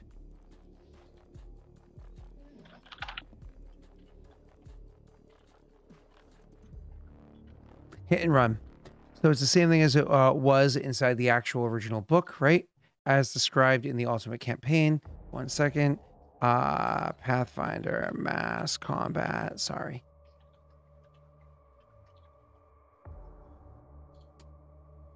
So this actually applies a +2. After the attacker is resolved and the ranged or melee phase, the army may use the withdraw tactic. That's how it works. Cool. Awesome. So they're going to attack you, but they have no bonuses aside from being up the hill as you're charging up it. So it just gives them a +1 to OM and DV, so nothing crazy. Awesome. Here we are. So now I'm attacking you, Nick. Sorry for the long drawn out response. I am attacking you. It's a 19 against your current DV of what? 11. 19 against a DV of 11 currently? No, your DV I thought was an 18. No. Yeah, but your OM's 11. Your DV, Oh. If your team was 11, you'd be dead instantly. Yeah. Oh, against my DV. Sorry, it's 18. Yeah, that's actually not so. That's not anywhere near that bad. So that's a 1. So you take 1 point of damage, but because you're currently in aggressive assault, the casualty is increased by 1 more. So you take 2 points of damage. They are also in aggressive assault, so the casualties are 3. You take 3 points of damage to your little minion there. So Gotcha. green is your health. So you just turn that into that. Yep. Cool. Awesome. She's -3 off of you. That's actually not that bad. Okay. That's round 1 of initiative. Is that. That's how it plays out. That's really good news. Nick, I imagine going into rounds 2. Oh, sorry, and they retreat. They moved up. It's an opposed morale check. For Correct. The withdrawal, correct? Correct. Yes. And they have a bonus on this, obviously. Roll high My next. morale was plus 12. So Mhm. Let's fucking go. So that's a big number. It's definitely a big number. Okay. Let's see it, Scott. Sorry. Trying to find out one last. Trying to find the rule for. Okay, you're being fucking obnoxious. Can I just click this? Oh, because you legit mean that. That's stupid. Okay. All right. Here, rolling it now. I already have the number typed out. Oh, wrong channel. I can't even. Lucky Nick. Oh, holy shit. Hold on. No, my number is not that high. I am so Okay. sorry. I am so Thank sorry. her. That is the wrong modifier. I added Yeah. 2 by accident. It's actually plus 11. So you have to re-roll, Scott. Unfortunately, yes, it's not plus 13. Can I keep it? But then, like, I have to No. use Daddy's dice? Of course not. Don't even try, Scott. Okay. Oh, my How many times? How many times, Scott, has this happened? And you get the joy out of telling the player to re-roll. Plus 11.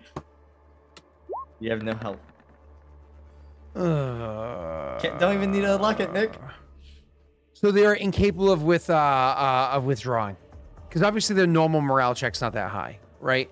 Like that is not for this small group. So anyways, so yeah, you unfortunately are How able small to. is this group?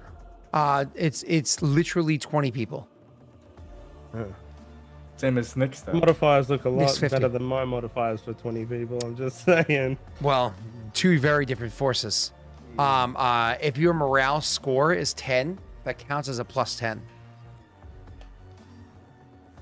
So anyways, Nick, that is the end of the first round of combat. We both roll morale checks against a DC 10.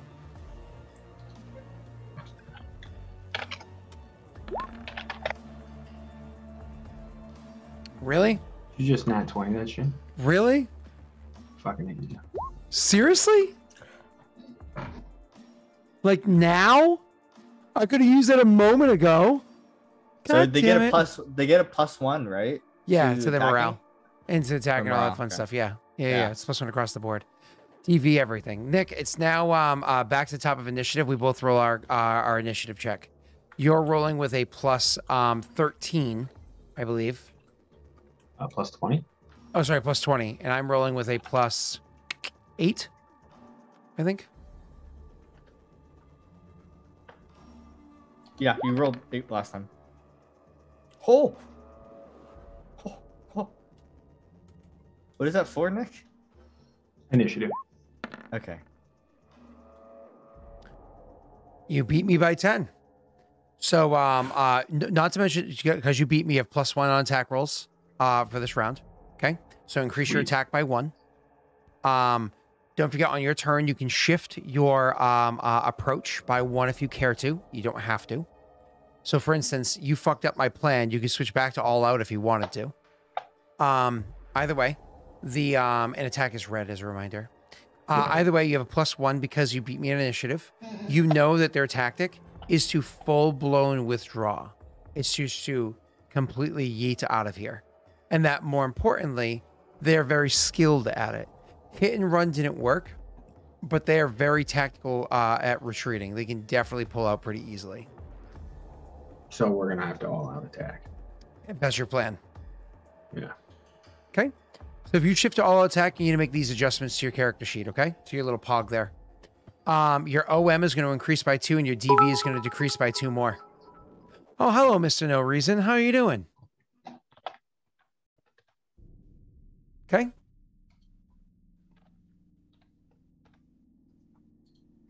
Hey, at least your OM is finally above where it's supposed to be. And your DV, I imagine you adjusted to even lower. Yep. Cool. Sir, it is your turn. You get to attack first. We are both past the melee, the ranged area, and we're just in melee attacking each other. Wait, shouldn't he also don't you have a negative for the trying to switch? That should be gone now. No, So- it didn't say just for the round. It said it stays, right? Oh, Oh, we made it to that would battle assume it's phase. for the round. Oh, it's just made it to the battle phase, Yeah. Nick. Yeah, that's what I'm trying to say. Oh my god, it's absurd. everything's gonna be 4 higher then. Yeah, Oh, that's yeah. what. Yeah, that's why I was like, no, Nick isn't like stacking cumulative penalties for this. That'd be absurd. No. Those other things aren't So- penalties. They're the base modifiers. Yeah, well, no, but the negative 4, whatever it was. So your DV would go back to 20, which I just did for you, and your OM is supposed to be an 18. That sounds about right because your baseline is a 13. You get a +1 for winning and a +4 for all-out assault. That's a 5 increase on top of. Yeah, perfect. Get it, Nick. Okay. Get it. All right. So this I just is think 1d20. I'm trying to keep those numbers 18. visible for you guys in chat. 1d20 plus 18. Yeah, baby. You're gonna crack them open. Oh my god, Nick. Holy shit. That does. Oh, the DV is like 16, dude. That's. Oh my god. That kind of makes the pain with that natty 1 right off the bat kind of worth it. That's a lot of damage. +2 damage. Don't forget that. And depending on the tactic. They're at standard. They're making their way towards running away. So Nick's rolling a 37. Their DV is currently a 17. So that's 20 points of damage plus 2 casualties because you're in all-out assault right now. 0 from them. That's 22 points of damage. Nick, do you have any other abilities that add on to that? I believe no. Oh my god. Is there checks you have to make if you lose like half your HP? Like they might break. I'm gonna make controlled by all players so you guys can see their stats. No, I don't think so. I think that's it. Oh wait, they're dead. They had 20 health points. Oh, they're okay. just dead. You just rolled so insanely high Oh that shit. you just dropped them in one hit. So That they is- rode down and they attacked you and they tried to back up. But even though your men were scrambled, you were still able to command your men just enough to keep them around so they couldn't properly retreat. A couple of them were able to back up and get up the hill. But once again, you applied pressure to stop them from being able to get away. But then what ends up happening is as the battle starts to unfold around you and they're preparing for a full-blown actual assault, the first thing you do is you call out to your side to a couple of your finest archers and you point back at the ones that have gotten away and you just have them killed from the commatory, just shot down out of the commatory there. Anybody down below that would have witnessed that would have been somewhat demoralizing, but then they quickly had other things to worry about as the arrows are brought to bear by them. And you see these soldiers just fanning out. They're more than doubled, right? They're fighting against a force more than double their size, fanning out around them and just charging through. Every single solitary one of your advisors has skill in riding, let alone your soldiers that spend every day on commatory that are not only quality genetics, but raised by Tonscreet. Like these are top-notch warriors and they obliterate the soldiers. I mean, they're not all dead, let's be clear. there's casualties for when you lose. As a matter of fact, we have to go over what this means in 1 second.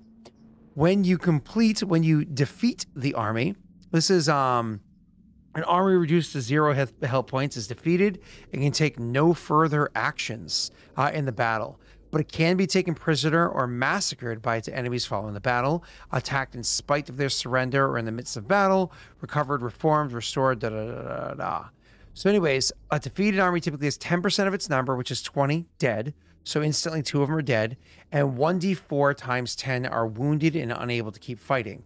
I will allow Summon Snake to go ahead and roll me a d4 in chat to see what that equals. So, unable to keep fighting because of and the rest of them are physically exhausted or too emotionally shaken. If a defeated army is attacked before the battle ends, it takes a -2 penalty to its DV.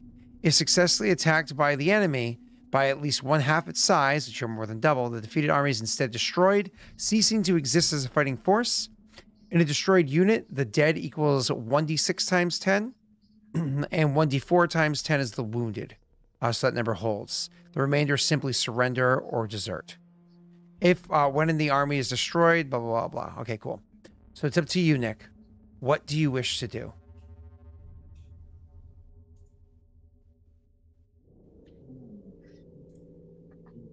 Do I want to destroy them or capture them? The 2 that were riding up on the hill that I described beforehand were shot dead by your archers. Another 4 of them were very heavily wounded. We're talking like likely could never fight again wounded, right? Or at least never fight the same again wounded. Out of the 20, the remaining 14 of them are just exhausted or injured or just like shattered emotionally. Yep, we're gonna have to capture them. So you wish to capture? Yeah. Okay. They surrender and you capture them. That is an immediate thing that happens. Okay. After a battle, you took 0 damage, didn't you? I took 3. Oh, okay. Cool. So an army that remains in the field or is unable to retreat, or is able to retreat without being defeated, i.e. reduced to 0 health points, can rest for 1 hour and regain a number of health points equal to half your ACR. What's your ACR? 5. So half your ACR is 2. You can regain 2 of those health points instantly, while over the course of the next couple of hours, trying to rally up your soldiers after defeating them on the field of battle.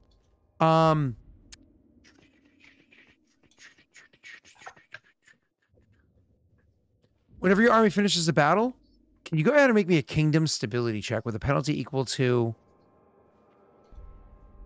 0? Oh, wait, hold on. That's only if you lose. Nope.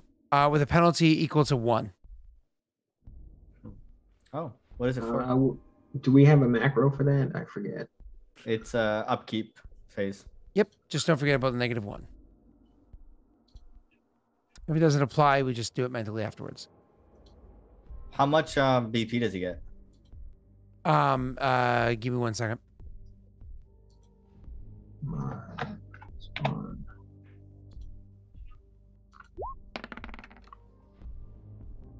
So you easily beat the stability check, you're good to go. Plunder and pillage the equipment and supplies defeated army or unit can be taken by the victors as spoils of war.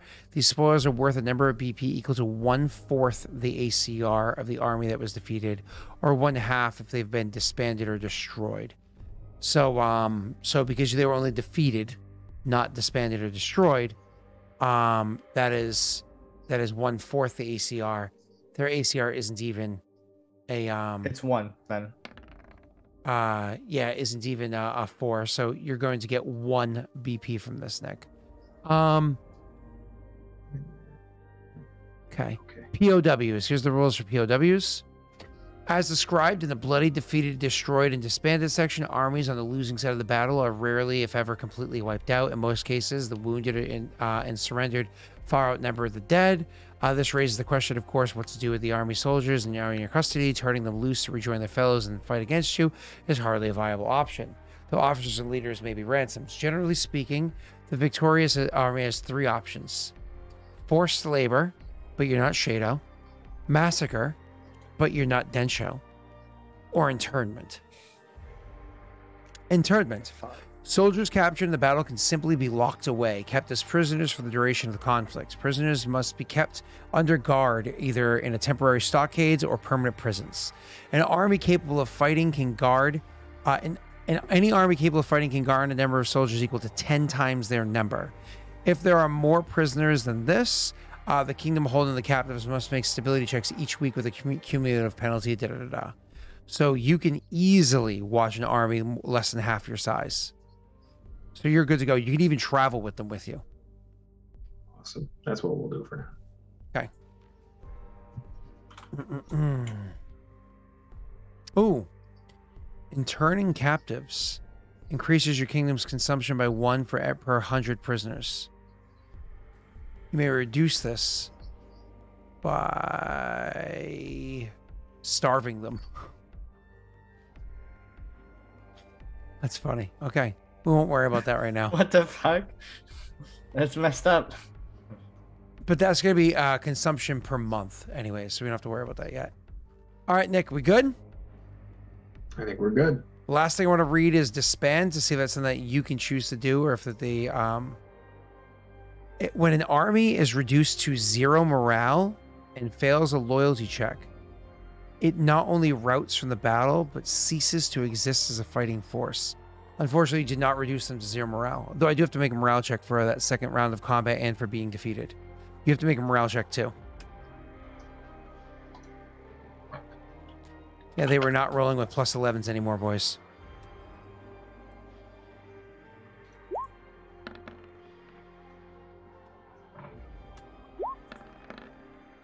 Succeeded this first one, and then the second one.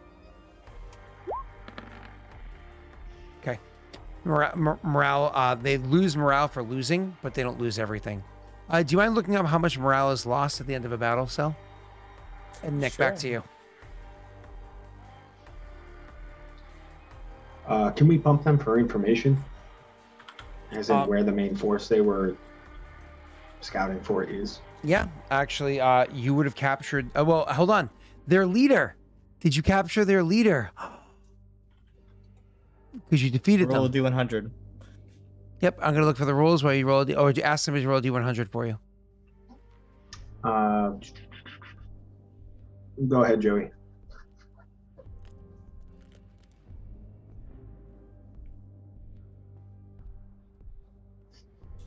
Yeah, we can feed him to Densho. I know. Oh, yeah, he's captured. Deploying that giant. Well, he might be is, dead, actually. expensive. I'm trying to find out where it is. Yeah, I'm looking too.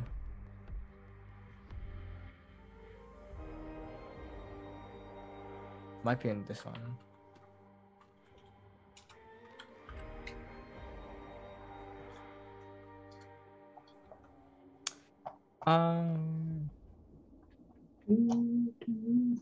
I'm actually having a hard time finding this part.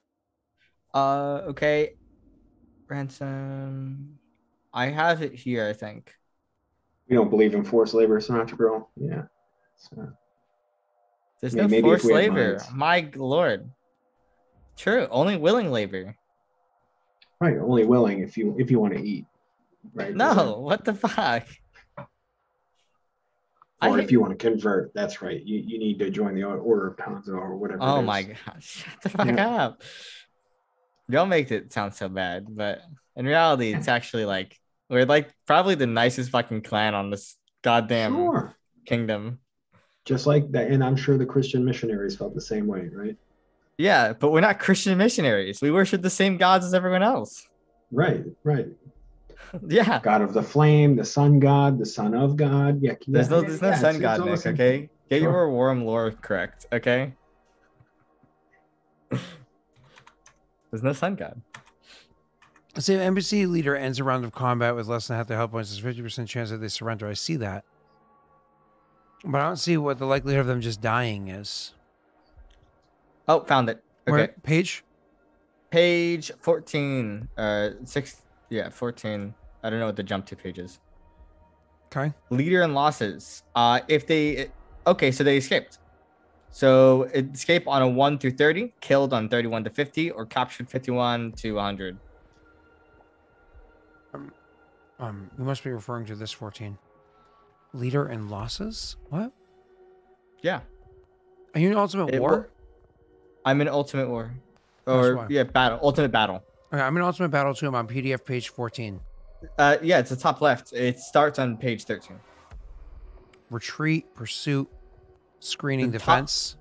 On page 14, the top left. So you must be on the actual page 14, not PDF page 14. Yeah, yeah, that's what I said.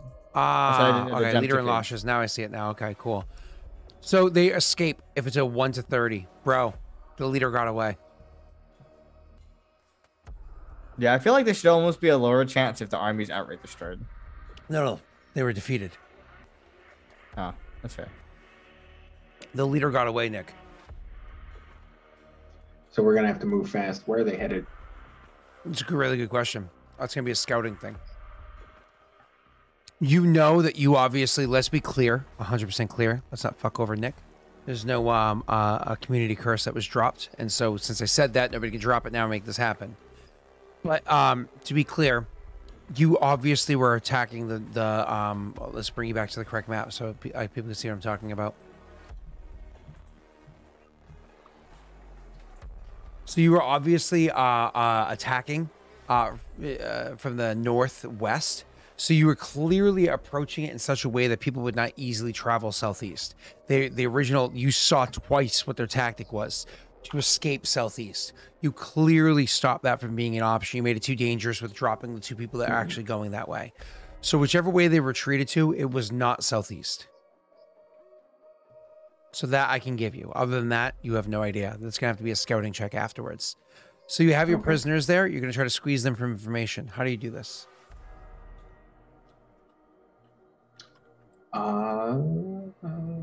That's a good question. Probably a diplomacy check. Diplomacy. Try to win people over. You're good riders. Clan Kushibashi is the best riders. You've seen that. Come with us. Join the Marketing. fold. We came from where you are. We can tell the story of Kujibashi. We were where you were. You don't have to live like this.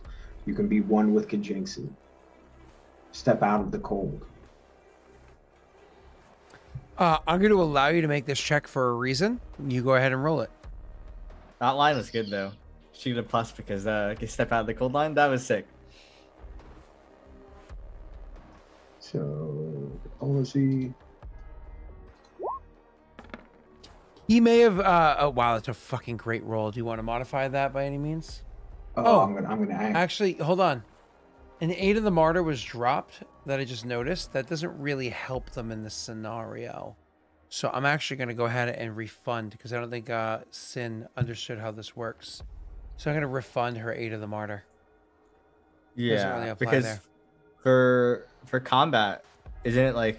Is there one for like mass combat? Yeah, but we'll worry about that afterwards. So Nick, okay. no, you're good, Sin. So anyways, back to you, Nick. So with your 29, I was saying something else, but for your 29, you say these lines to them. Are you happy with the 29? Do you want to try to modify it to 30 to get to that like unachievable number? Yeah, it doesn't matter. Yeah, I can't get it. So, I know. I just wanted to watch that happen. just Man, saying, luck is fail. just not for us today. Apparently. Man, I fail enough on my own. I don't need a big flashing in my face. Yeah, we don't need to know what you do on your own, okay? So you you say this line to them, like blah blah blah, and one of the soldiers, you can see the way he snarls. He gets ready to start to say something, and you can see like he literally snarls and goes to say something, but at the same time, one of his own friends, one of the soldiers that are by them, actually gives him a hit to the knee first, as like, you know what you can do with your offer. You can go whack to the knee. To the person. He's like, what? He's like, he gestures at you, but looking at the other person, he goes and starts speaking in like lowly, but you know, you can hear him with your perception check. Do you know who that is? It's Warlord Narin. It's not just some commander. That's Narin Kushibashi. And he thinks for a moment, screwing up his face, he goes, he also roamed these plains. And then it clicks for a second because you don't have a very dissimilar background to what the red mongrel has, right? As soon as that moment kind of clicks, you can start to see that as others kind of come to that realization or had already come to that realization, there's a degree of respect that comes to you personally from them. Again, very similar backgrounds. So that being said, the one that whacked his leg looks up to you and says, Warlord, it is good to see that you are a man of honor, that you ride with your soldiers into the claws of combat and don't stay hidden behind your walls like the soft north.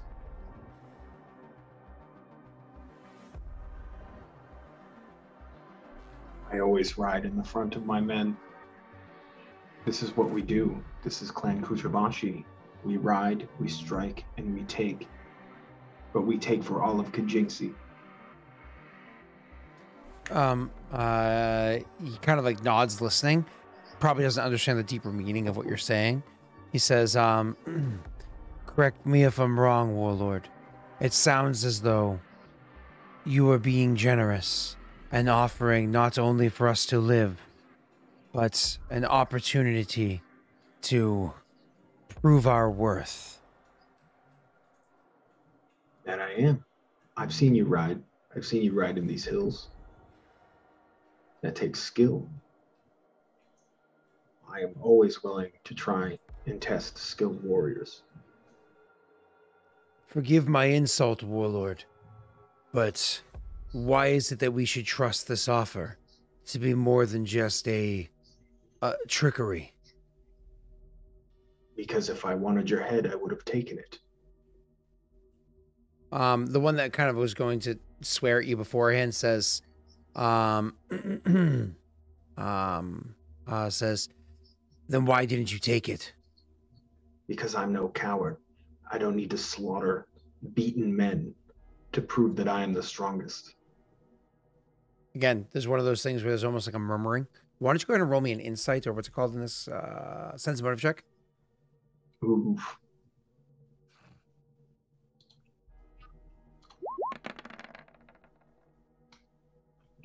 Yeah, that was not good. That's a little rough. By the way, you got your Winifred's wisdom that you spent back, and Jake got a second one. Thank you. Good. Yeah, it's great.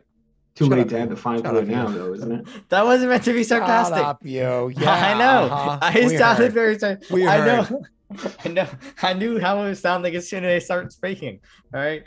Listen. I'll throw a Winnie's on there if I got another one. So to bring that to a 13. Yeah, you would have had to have called it beforehand. Granted, you didn't know Alright. there was another one yet, but you still have to call it beforehand. So That's either fine. way, so again, basic murmuring of people around, kind of like appreciative, because that's obvious enough with their battered state that you can tell without much of a check. So anyways, they chime in, they say, if this is an offer, I can't speak for everybody, but I imagine that some would be willing to take. I'm no fool, Warlord. There must be something you're looking for in return. I'm looking for two things. Where my vassal is, and where the main army lies. He nods. We've been camped up on these hills for some time, separated from what happened behind. Occasionally, scouts will look back to the south or to the east to ensure that we are not encircled. But overall, we're somewhat removed from what is happening in the town below. I can speak to where the main force is. It is not inside the clan. That is not the tactic. It's to draw you in. That town is all but destroyed. It just doesn't realize it yet. It will be... It's a death trap for any that wish to go inside there, and any who live there now. They just don't know. The main force, If I had to guess, it would be in the hills to the northeast of the town. It's a place to easily hide them, with a secondary group that would look like a main force to an unkeen eye, being southeast. Sorry, I said northeast, what I said before. Be southeast, in the plains, to give chase. Something for you to follow. Something for you to chase, only to be attacked from your flank.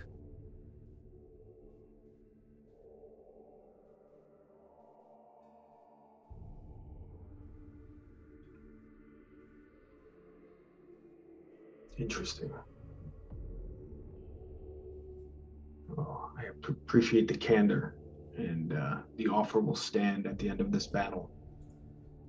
Anyone who submits now will have the choice to join Kushabashi or flee after this is resolved. That's my word. Everybody, of course, submits, as previously defined. So, of the force of 20, obviously 21 including the commander, of the force of 20, there are 14 there that are still will be able to fight in the future. We can deal with that later on. Let me know. Now that, yeah, like, do I go down and ride down to Jake and support him and make sure he doesn't get trapped in a pincer? It's up to you, buddy. You don't know. Okay, you can move on. No, well, that's up to you. You actually acted earlier than everybody else. You were able to do all of this before Jake even, because Jake had to get news, and then he had to get his troops, and then he had to march. Of course, he didn't have to march far, but he did have to march further.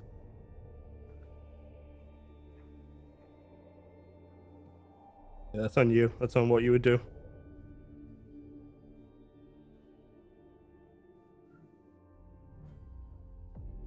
So I have two options, right? I can go and try to inform Jake, and we can basically spring the trap knowingly, or I can wait for you to basically charge through the trap, and then I can flank the people who think they're going to be flanking you. Mm-hmm.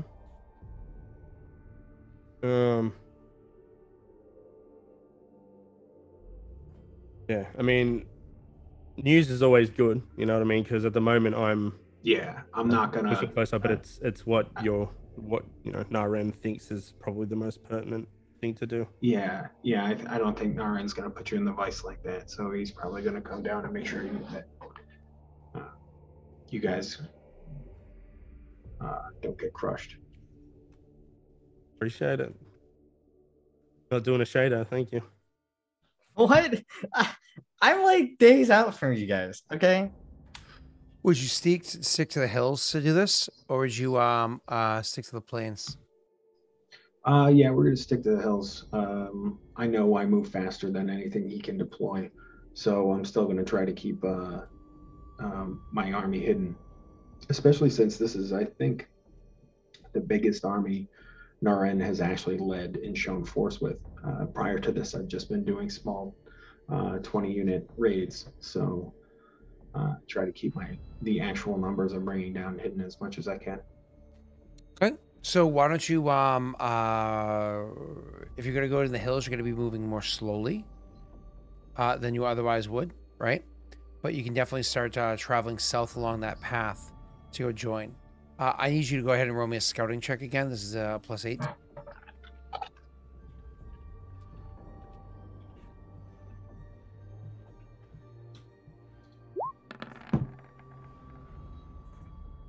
Okay.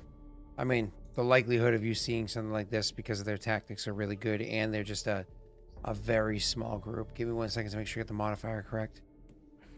Yeah.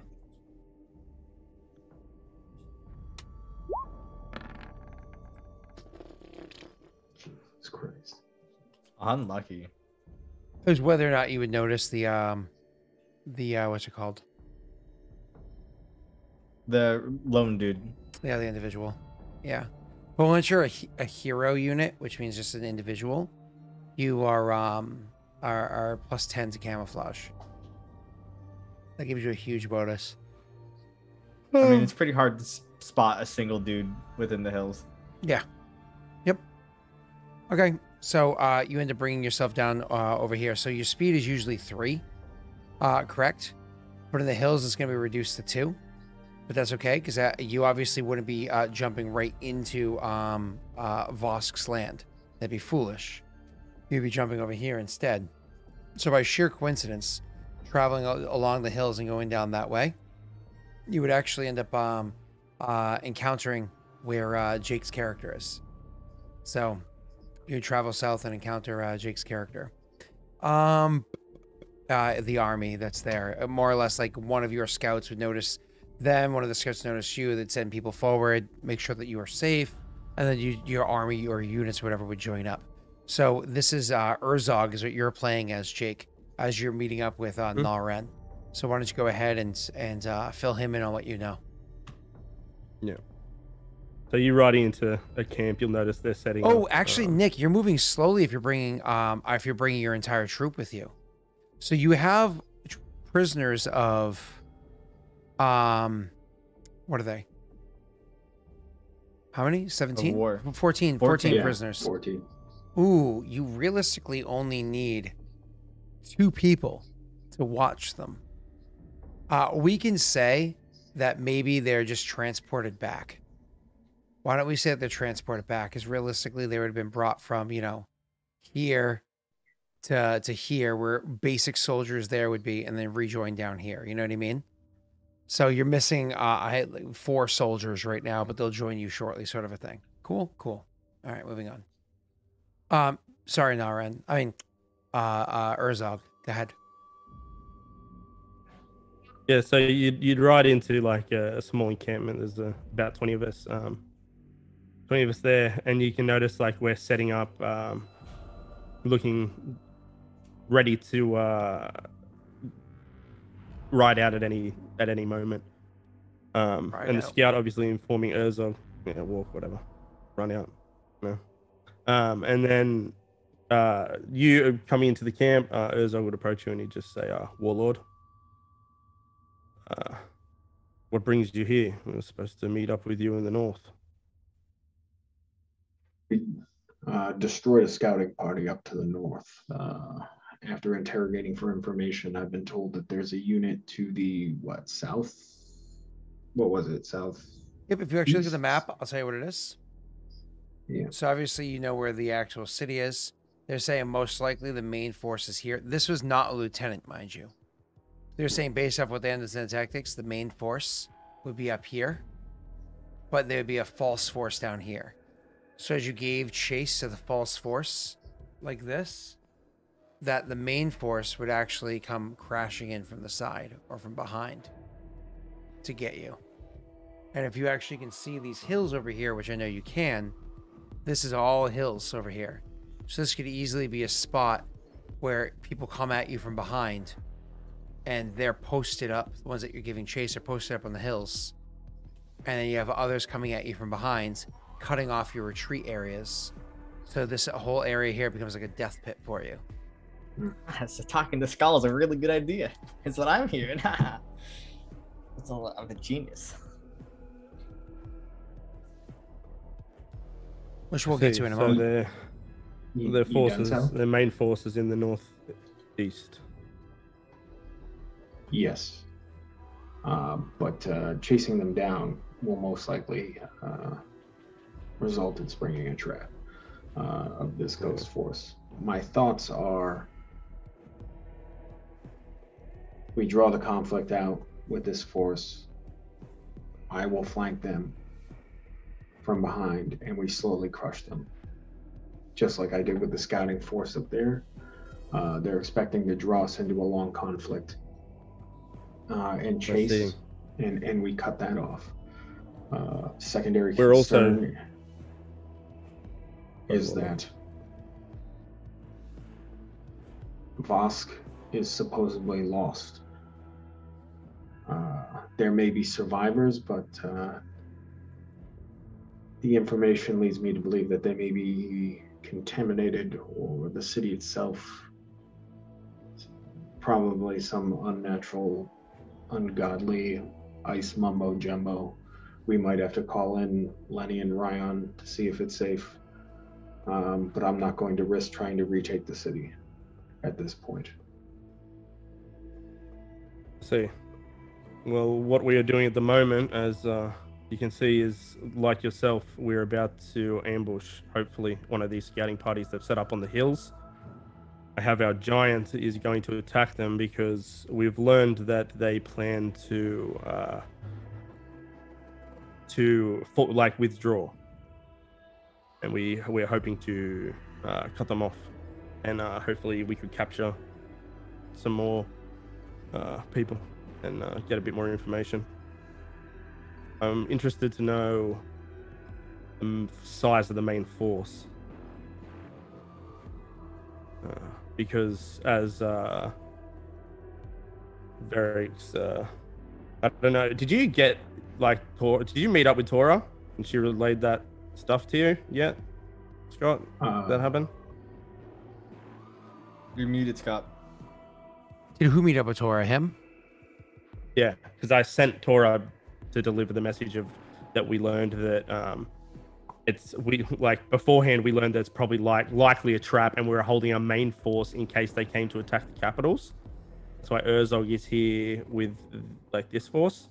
I would actually say, because Tora had to go all the way from your place up there and then out, I would say no. But the news, when the scouts that are delivering the prisoners, when they finally rejoin you, they would actually bring whatever news she had, because you left so quickly, Nick. You know what I mean? So the scouts would actually, your prisoner transport people would actually bring that word back to you, would run to you. But go ahead, sir. So as I would say, did Tora find you before you left? No, we departed immediately. I did receive word when dropping off prisoners. I see. Well, then you know what Varric's had planned. Judging by the mongrel's tactics, it seems he does like to draw people out from their home and then attack whilst their main force is occupied elsewhere. So Varrix has sent me to assist you while he holds both Densho and covering Kushibashi in case the mongrel attacked while your forces were divided. We could get word to him, and I could lead the main army out to engage.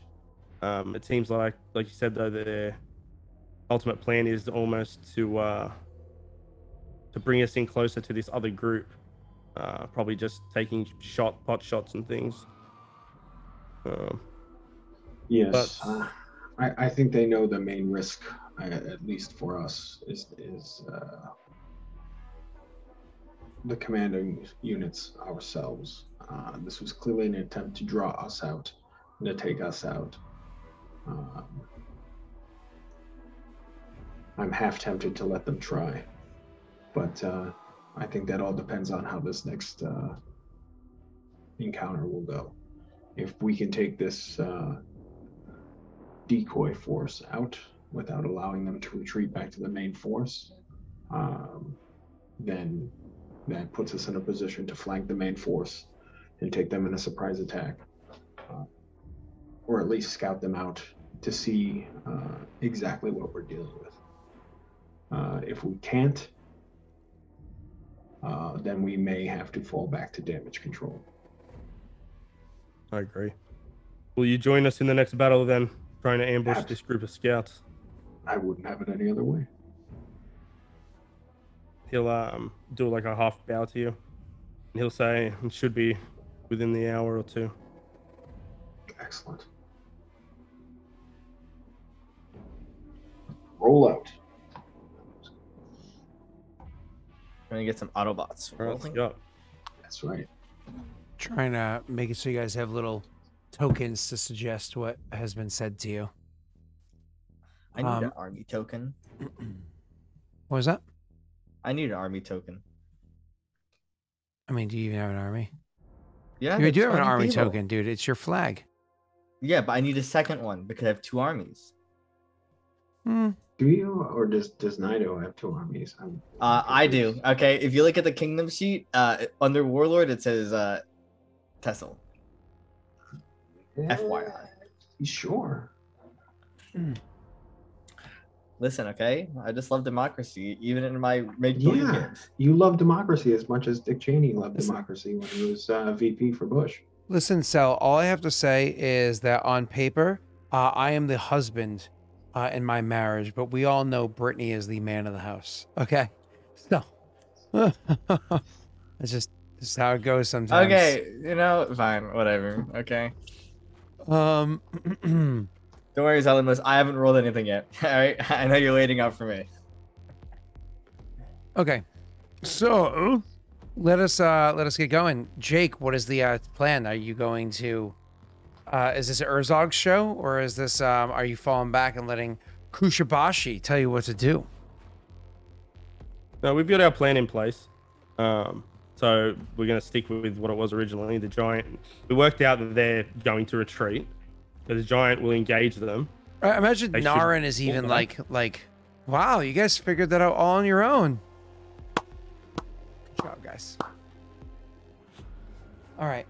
Yeah. So and then as they're retreating, we're gonna hit it from the back. Hey-oh. Yeah. No. He gets Sounds good. he gets a spoon and bib. So COVID's over, baby. So so yeah, you guys got to go up and attack. Now, are you going to try to sneak up on them? So I'm going to try to flank. I figured you were going to be like to draw him out to start the So initial his conflict. own tactic that you didn't hear earlier because your headphones were out was that the giant was going to go this way and he was flanking with the Urzog this way. Oh, awesome. He's already planning on pincer tactics. So you could join, or you can literally hang back as a second line of defense in case they screw up. Oh, definitely. Yeah, I'll hang back because they're going to come in, they're going to pincer, and then I'm going to come right up in behind, and I can either back up with range support or a full-on charge. Okay. Sounds good.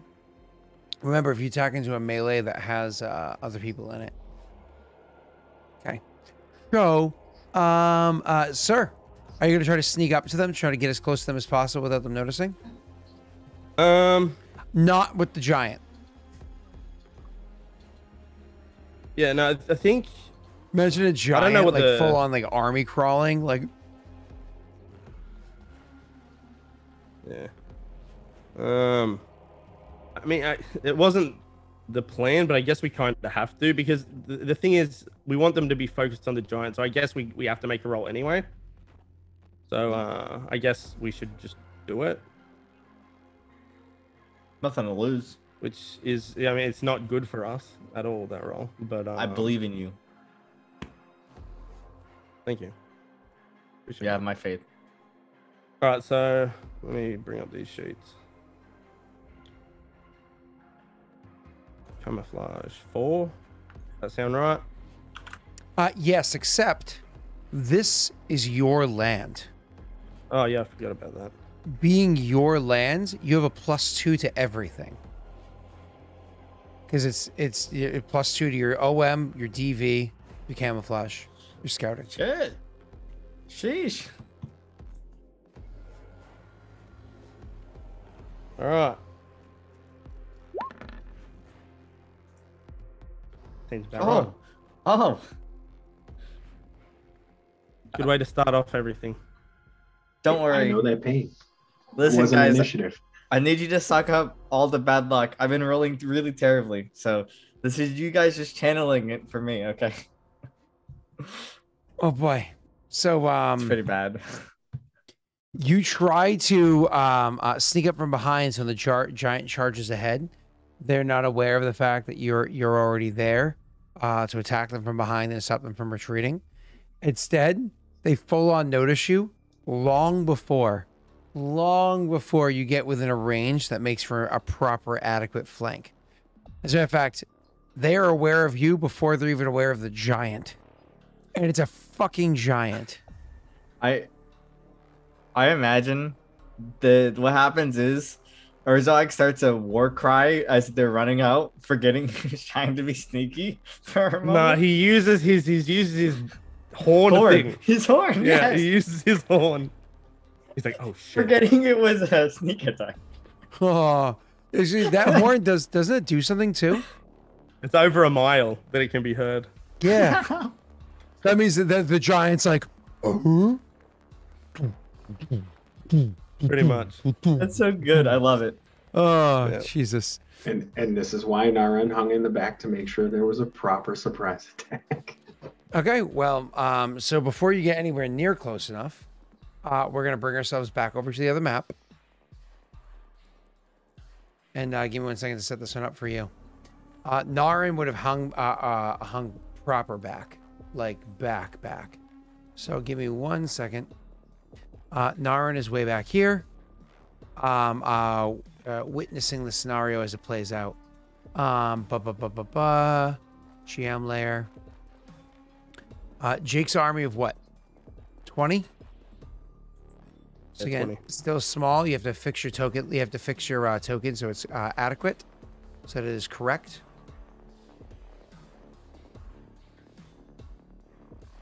Yeah, Copy paste.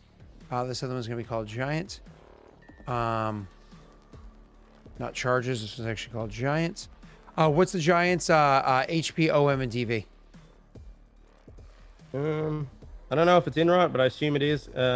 His I plugged it in, so. active army 2. It says value, NA value.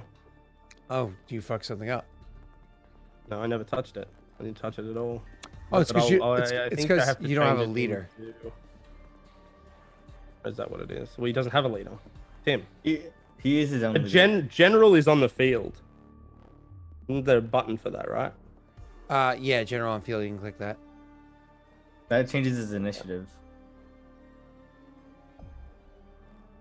So we have to make a leader spot for Hill Giant. The hill giant is a leader of himself, I guess, right? Yeah. I think if you Oh, he's click just general army. on field, Actually, if you click armies, You it's click- just him. Yeah. if you click general on field, I think it just uses the general stats. It doesn't matter who you got the commander assigned, I think. Let's go back to choose. Nope. Because you need to Okay. have, you need to have that. That just changes the tactical initiative. Yeah. Okay. I guess I'll pull up a hill giant stats real quick and I'll tell you. What I can just change it, I think, in here. Oh, no. I probably wouldn't be able to, no. So if you So- go ahead, sir. Yeah, well, I mean, I assume his leadership bonus would be, +1 from Bab, too? Do they have a The plus problem 11? is he would technically have to erase one of his previously existing commanders to make a spot for it or whatever. Does But- he have 5 commanders? What kind of giant is it? Is it a hill giant? Yeah. Yeah. They don't have high charisma or wisdom. Yeah, his commanders are all full. He didn't mess around. He got it done. Oh. Well, I mean, Hill giants are just- CR7 creature. They're not wimpy either. And their BAB, to be clear, sir, is a 7. So they get 1 for a 7 BAB. They do not have a wisdom or charisma high enough.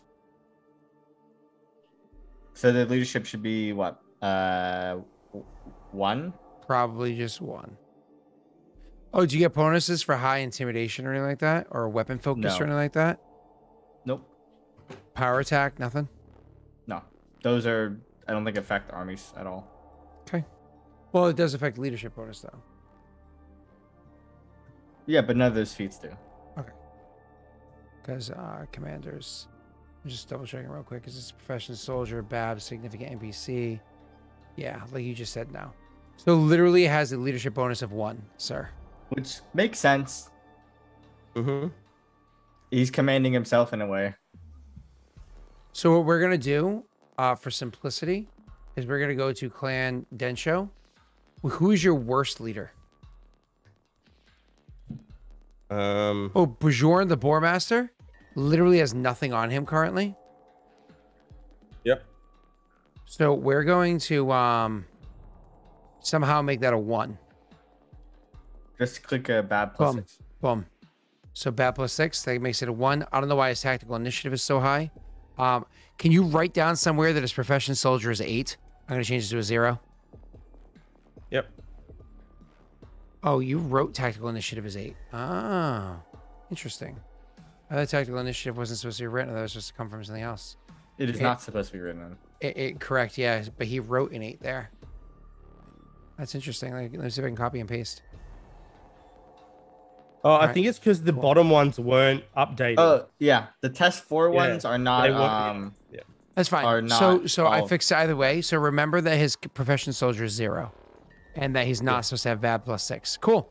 So if you make Bjorn his leader, then we're good. So I'm gonna choose that. Commander 5, I think it is. Nope. Commander 4. Boom. General on field takes over there. You're good. It's working. Woot. All right.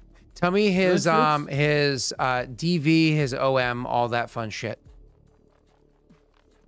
Please. Is that just what's in the active army, which is Yep. In the HP under total is- military, yeah. under military? Yeah. So ACR is 3. The ACR DV is 14. DV is 14. Okay. OM is 4. Okay. HP is it says 13. Is that right? Yeah, sounds Is the right. giant really that weak? Oh, weak. He's an individual creature, dude. Think Oh, about yeah, this I on the guess scale of +4. mass combat, right? Like that's massive for an individual A creature. +4. Yeah, It does say guess. HP current is 31 though. Makes sense. as Oh, a- no, that's a mistake. That's a mistake. It says that's the copy and pasted from elsewhere. It's 13. You are correct. I gotta go check what Tesla would be as an individual Yeah, army. it's 13. Yeah. All right, cool. So yeah, he has 13 health. Cool. That's awesome. All right, sir, that is your giant will be coming from one side, and then you'd be on the other side. They see you come. Is your chargers? What is the name of your army that's actually coming? Is it called chargers? No, these are the conscripts. Conscripts. C Not O. not actually. They're just they're the tribe. You know what I mean? Oh, gotcha. Zog's last resort. All right, cool. Quick question. What is you probably don't have written down their OM and their DV and all that stuff, do you? So 20. DV is going to be a 12, and their OM. Sorry. It's going to Are be. you talking about the army of 20? Yeah. Yeah. With Urzog, it's DV is 16, OM is 6. Yep. Anything else? What else do you need to know? And HP is probably done by me, right? HP is 16. Okay. Now would that be too? That would all be too higher because I'm in my own lands, right? Not then. not HP, but yes. And give me 2 seconds to confirm that. Yeah. Okay, cool. I thought I fucked up the other stuff. So, yep, I'm going to make this higher. So that's an 18. That's a 14. It's a 15. That's a 16. And you're good. So you see pluses on those. Beautiful, sir. For some reason, Urzog's last resort is not updated fully. You said, Would the giant also have +2 for being in our own lands? yes, he already has it. All right. If you look at it, you get the pluses. Cool. Okay. All right. It is your turn, sir. No, so it's not your turn. Nick, obviously you know yourself. I'm gonna reset you back to zeros and everything, except for health points. You're missing that 1 health point, which we'll get back to in a second. And gentlemen, this is where you're rolling tactical initiative. But before you do so, just tell me really quickly what your option is, your strategy is. Are you all out, aggressive, standard? What are you? Can we make it into melee on this phase? Technically speaking, yes. If you do not use ranged combat, you can. Giants can do range combat though. Yeah, both Yeah. can, I think. The giant's gonna stay with ranged. It's a hill. It rocks. I mean, if we'll stay standard for the moment, I think, because we'll get 1 ranged attack off on them. So you want to what? Or if I don't do a ranged, will I get there in 1 turn and be able to attack in the same turn? Yes, Okay. because you're running up a hill. Yes. They're gonna get 2 All-out attacks attack. off on me though. No. The ranged phase will be approaching one another. More or less, only 1 attack this round. All right. Yeah. We'll go standard then. So I don't take too much casualties. Okay. Nick, tactic. Strategy, I mean? I'll go all out, and I'll probably forego ranged because I'm sure that Dencho's gonna want to close into melee. So Okay. And the giant is obviously all out and charging, right, Nick? Right, Jake? You control him, not me. I mean, he can throw a rock at them and move, right? Correct. So he's gonna all out and throw a rock. And start rolling your tactical initiatives. I mean, the giant will be aggressive, so he doesn't get one hit. if the giant's gonna throw a rock and I charge right in, am I gonna get hit with that rock? If you're in melee, It's on the range phase. So I'm gonna go ranged. I'm gonna know better than that. The range phase goes first, so he'll throw a rock, and while we're moving, and then the next phase, he won't throw another rock, so you Gotcha, won't be alright. attacked. Never mind then.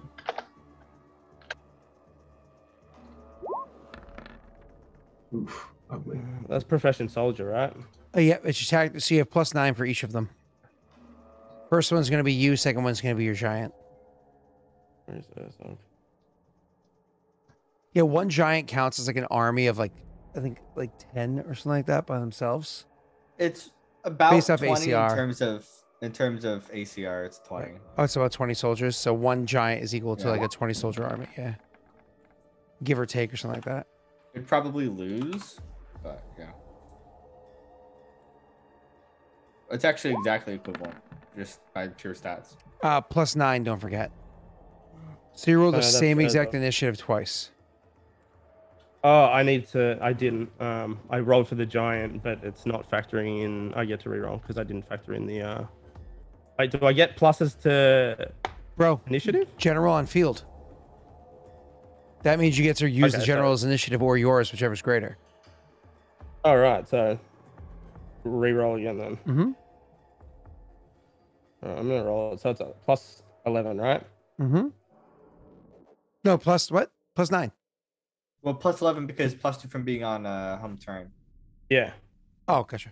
All right. Yeah. Okay. Hopefully this is better. There we go.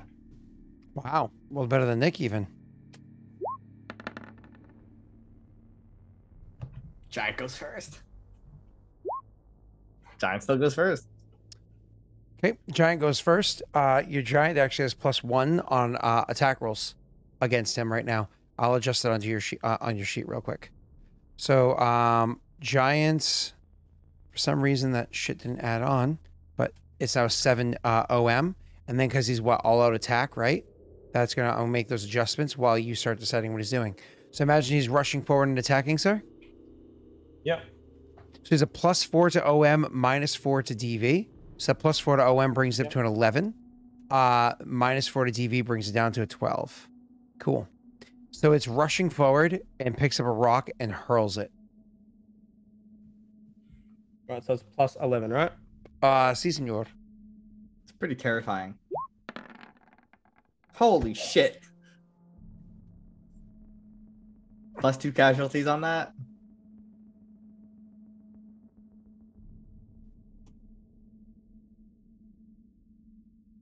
So if this army had 20 HP, it'd also just be instantly dead, wouldn't it? Hold on. Because I obviously was... you guys would have heard the strategy because you beat... Well, the giant would have heard the strategy because he beat me. Even though Jake's party didn't and Nick's didn't. The giant would have heard, which is Jake. So they were cautious advance, so it was +2 DV. So their DV was a whopping 19, so nothing crazy or anything like that. But it is a whopping 19, so that's still 11 You points use of luck damage. on it? What? I won't luck it. I don't even know if we have luck. We or don't not. have the luck for it, Jake. No. So it's so that's 11 points of damage plus 2 minus 1 is 12 points of damage. I mean, let's just say you fuck their day up with that one attack. Okay? Yeah. You fucked it up hard with that one attack. As a giant comes charging in, picking up a rock and hurling it, smashing through, like literally landing directly on one person, killing them and rolling by and injuring others as it goes. Sending the Commatory in a spin and a run and fear and so on and so forth, right? But that's not the end of it. Of course, that army, looking to immediately counter, prepared themselves against the fucking giant charging at them, and they're going to turn and so funny. I have my numbers backwards compared to you guys, but it's fine. They turn and they attack you. They have 1d20 plus 8 is their OM. The giant isn't looking too good. Oh, It's a, what did we say for nat 20s? Was it an extra? I forget. Is it D4? Yeah, I think it was an extra D4 on the damage. So it's not. It's pretty good. So Is it giant? 28 R1d4. It's that counts. Oh shit. That's, mind you, I get -2, but because the giant is all out, it's +1, so that counts as 33 minus their DV is what, a 12 right now? 33 minus 12 is 21, and their health is 11. yeah, he's dead. That the giant just dies. It's a one-man army. So there's a chance that the giant dies. We'll deal with that in a second. So the giant is immediately dropped. Immediately dropped. It's just He's unconscious. the sheer ferocity of the Commatory is too much for the giant to be able to stave off. He ruins their day, kills a few, injures a bunch more, so on and so forth, but then just gets utterly surrounded. And they counter-strike with some ferocity. After that, I believe, is Nick's turn. Yes. No, wait, no. He I should have re-rolled, went remember? first. No. You only got a 23. He actually got a 26. Yeah. No, yeah. No, Yeah, Nick, also- you are next. My apologies, Nick, you are next. Okay.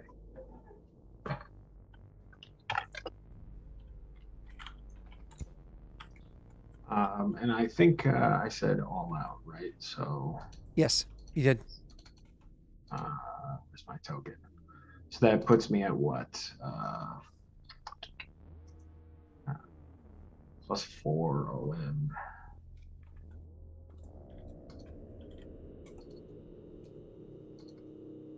So it's a 17, not 117. Man, rip the giant. My DV at -4. So that's 20.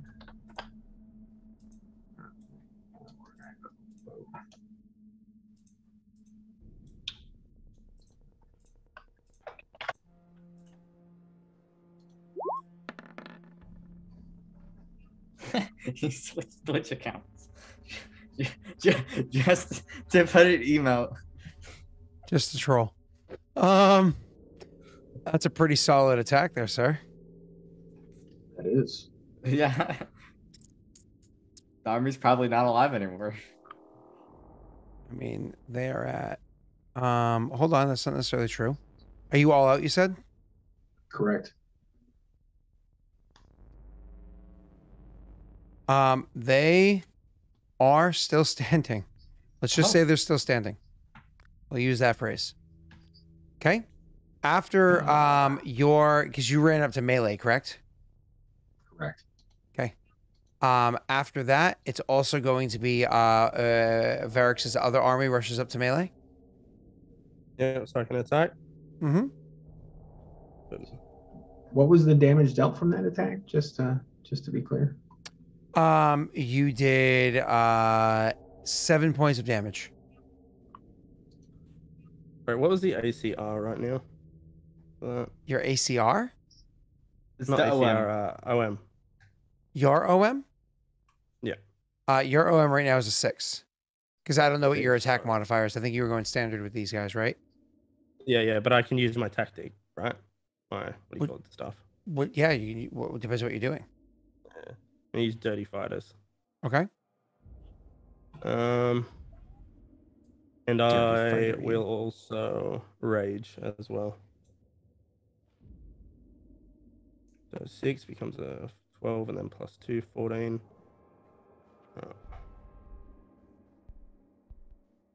Hope I actually hit. And are you counting the +2 from being in your own terrain? Nope. 16. What's a plus 16? Sorry. My OM, and then you got the +2 from the I keep setting it. familiarity. I keep setting you to 8 for OM instead of 6, but it's fucking annoying because it keeps not saving. So if you look, your DV has changed, but for some reason your OM keeps going back to 6. It's so annoying. But you should be good now. Sorry, you were saying? Yeah, so I've got the 8, the plus the 6 for Dirty Fighters, +2 for Raging. Okay, so it's 27. And I Yeah. imagine you ran up to melee. Yeah. Okay.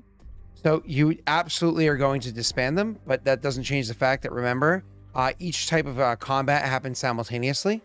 The the giant did range combat against them. Simultaneously, it did range combat back. You guys moved up to melee and did melee combat against it, but it also gets to do melee combat back against you because it's all simultaneous. Nick was the one that physically approached first, so Nick is going to be the one that I attack, of course. Against you, Nick, my attack modifier is a +8 as previously. So I'm going to go ahead and roll that.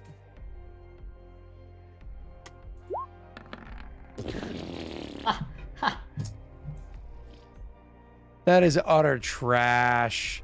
That is half of what you needed. That does 0. So needless to say, it does nothing against you. The army is very quickly defeated. Now, before we worry about the giants, we have one more quick thing for you to worry about there, Jake. What does your clans do immediately after this army is defeated? And can I get Xylamos to roll me a D4 in chat, please? Go ahead, sir. Oh, and roll me a morale check, boys.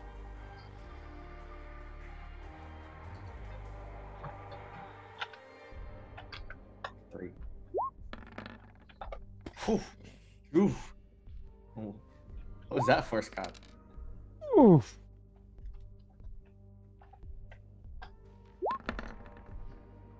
Oh my god! Scott, what are you rolling? I was rolling my morale checks, and then it got worse because my morale went down. I failed my morale check and went down. And then because of that, I actually may have disbanded.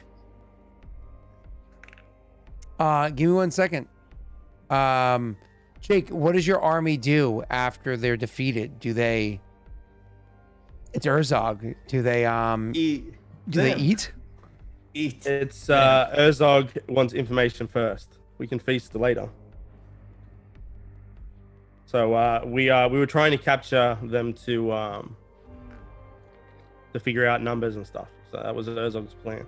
We're gonna capture them if we can. Okay, yeah, absolutely you can. Killed. So they're defeated and captured, not slaughtered. Okay. Do I get anything for that nat 20 on morale? Yeah, it just gives you +1 to your actual overall morale score, which it does affect your morale overall modifier. So Jake, as per the rules, before we get into your RP bit, which is super important, as per the rules, when you are going against a single person at the end of combat, there's a chance that they just straight up die. Give me 1 second.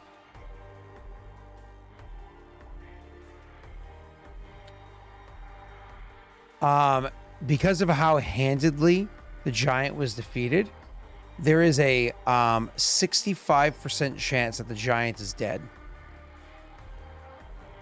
Who do you want to roll that D100 for you? And Xylamos, by the way, what you rolled there, Xy, was for Jake, the army that him and Nick just defeated.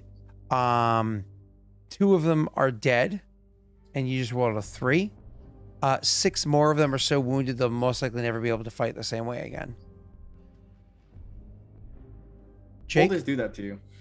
And then the leader of their army will deal with in a second. Go ahead, Jake. Yeah, let's get Steve to roll it. Steve, roll me that D100, baby. 65% chance it dies. Good is high.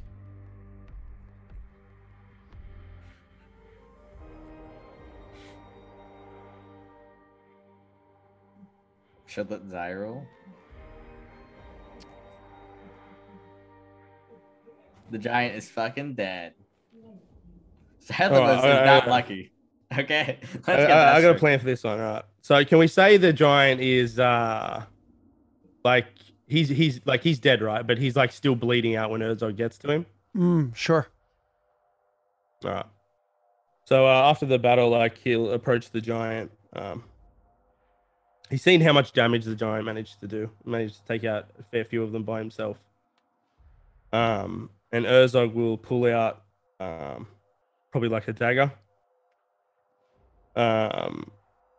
Walk up to the giant. Giant's breathing heavily and whatnot. And he says, "You fought well. You will live on." And then he just jams the dagger into the chest, pulls back, and he puts his hand in probably elbow deep and just rips the giant's heart out. Gets out his horn, blows his horn, and then he just eats the heart. It's a lot of meat. Yeah. I imagine the giant's not willing to just die. Also, at some point in time, like reaches over, trying to to stop him, but Herzog's not weak. The giant very much is at the moment. So giant hands trying to reach out. Herzog can almost throw it to the side to finish doing what he needs to do. You know what I mean? Just because he's a beefy boy. So, yeah. Okay. Beautiful. And Did we capture the commander? that is the next D100 roll we need, sir. Who do you want to roll this? Let's get Snake to roll it. Highest good, baby.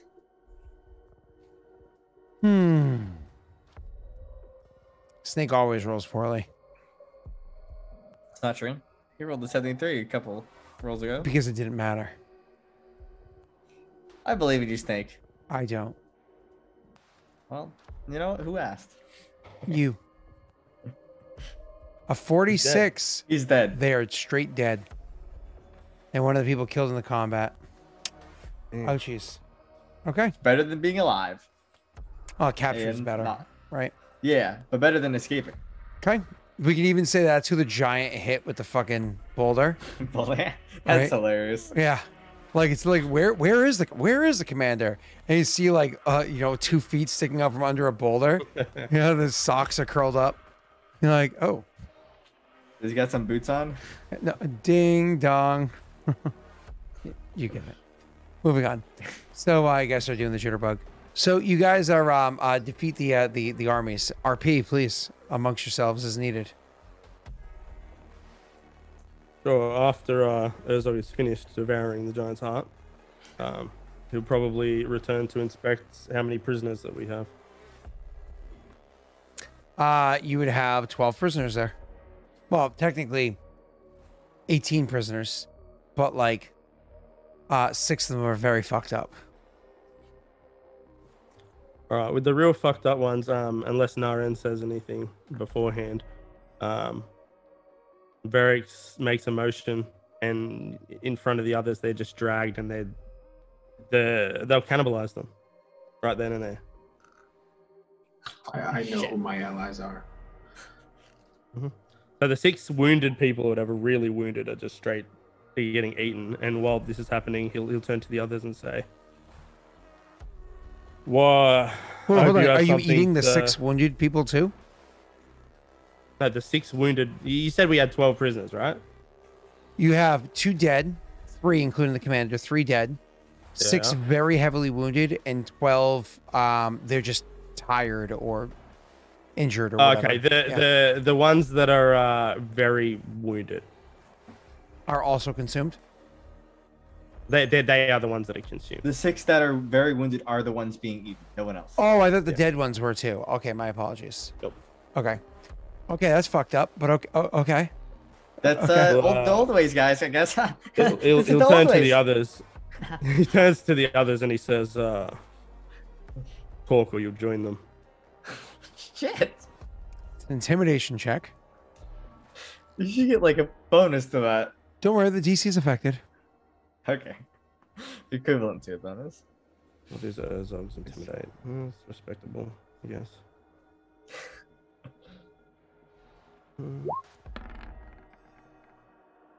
interesting. I'm sure that beats it. Not gonna lie. Yeah, Do you care to modify that at all? I can't. Are you sure? Can always try luck. Cell's telling me not to. Please don't. Mm. We have so little luck. We need to save it for a very I'll save important it. moment. Yeah, I'll save what? Bro, you're literally asking them to save him for you. All you're saying right no. now is save them for me. My moment is coming. No, I'm not gonna get a moment today. Okay, it's almost one. Actually, Naren can back him up, and just by simply saying, soon you'll be joining your comrades that fell in the west. On the north, yeah. You can go ahead and roll an intimidation check there, Nick. Where is my sheet?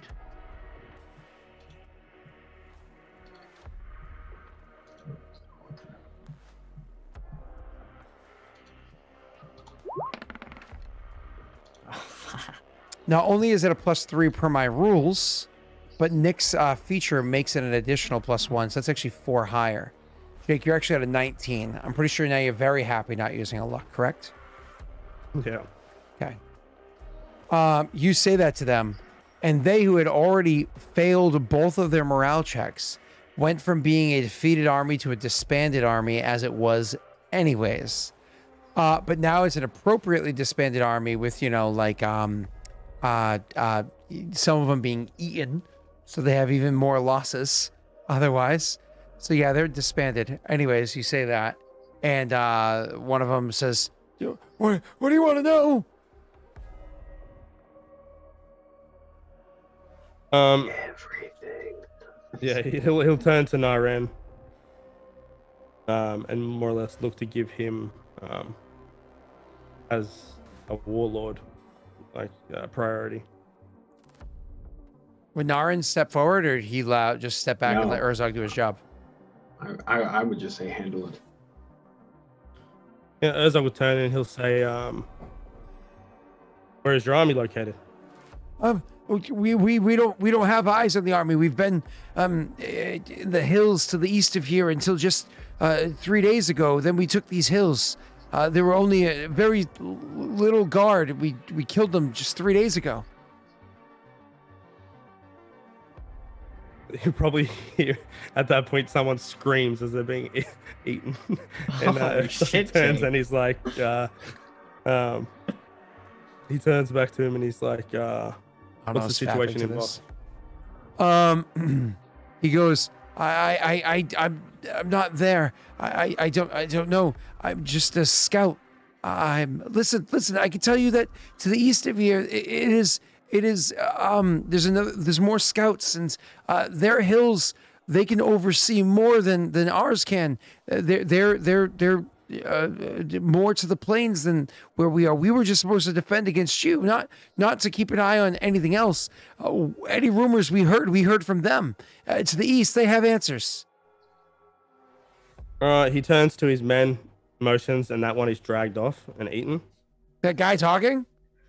Yep. And then he turns to the rest and he says, "That wasn't very good information. I hope the rest of you have better." Holy shit. Okay. And this scenario, I need Urzog to roll me a sense motive. Oh my god, they're just gonna start lying to you. Mm-hmm. Are you satisfied with your modifier?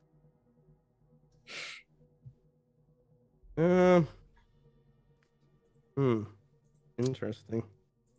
I have no words, Jake. Do what you want to do. Just know I'm disappointed. I'm gonna use a luck if we have one. Just saying. Thank you. 19. Nick, does Naren witness this, or does he go, this is a little beyond what I want to have my name entangled with? Yeah, I left it up to him and I walked away. I'm not.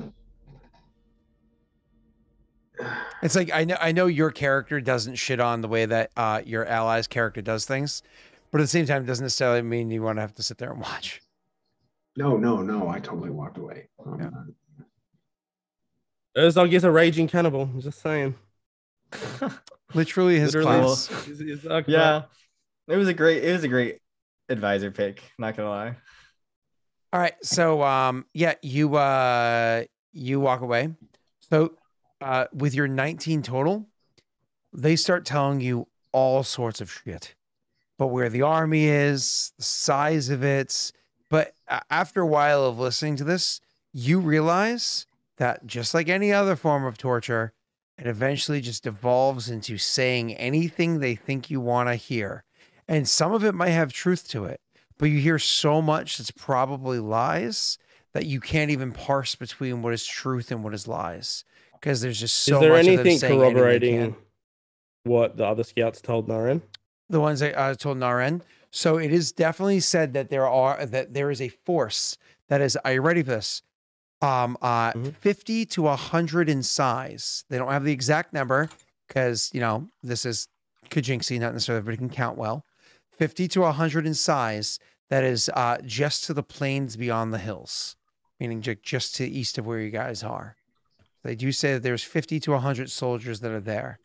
They also do say that the last time scouts went into the town to the north, and that was up there, to go get new orders and whatnot, that there was literally just a few of the soldiers that were left there, and that they were even informed, we're not staying here longer. We have other tasks to get to after this. We were just still waiting to give you these, and then kind of like ran off as well. So it is supposedly the clan to the north, the town is empty of soldiers, or mostly empty of soldiers. So that is corroborated. Again, you hear all sorts of other stuff. You know what I mean? Yeah. I mean, you hear that their leader is not riding some lame Kamatori, that he actually rides on the back of a massive winter wolf. You hear that I believe that.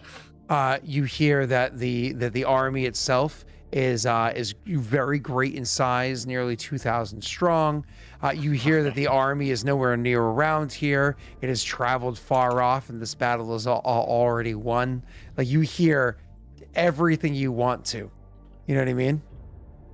You hear the reason why he's able to fight so well in the winter is because he has bent Kraleen herself and on taking his position over the goddess. Like, you hear all sorts of crazy stuff. Holy shit, that's sacrilege. Oh, absolutely. But when you're when your fingers are being eaten off of your hand, you say whatever you have to try to have your fingers stop being eaten off of your hand.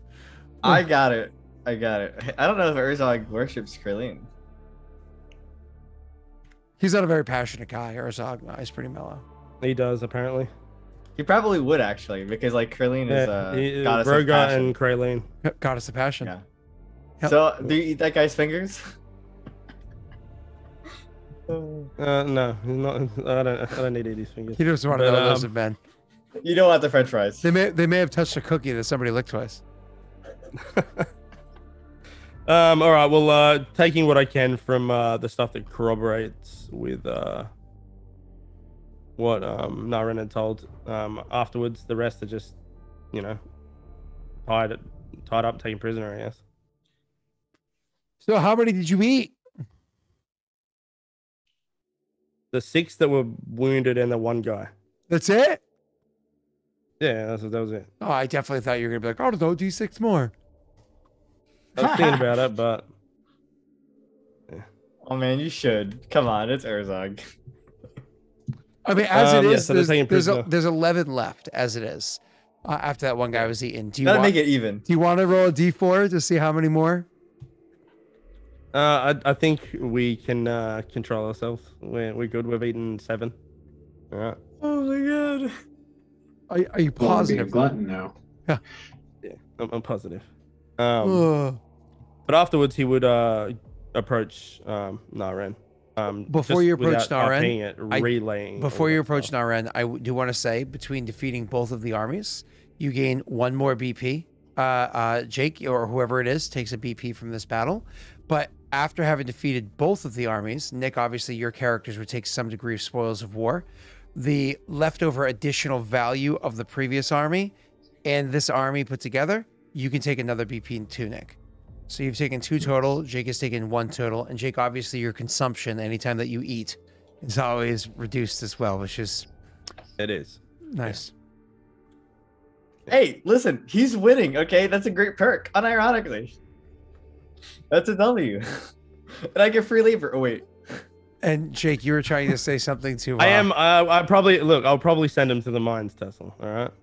That's probably where they're going because I'm not taking them in, and I don't think Naren wants these guys. So you Mine's just hand them gonna the use clan more Shadow. workers. Do what you want with these prisoners. No, they're trained riders. I'll take them. Do they even want that, dude? They're like scarred, horrified. This is like PTSD. Holy shit. Listen, they're either going to get eaten by Jake and Densho, or they're going to get eaten by Eldamar. Okay? It's just that they got to choose which beast one, you know.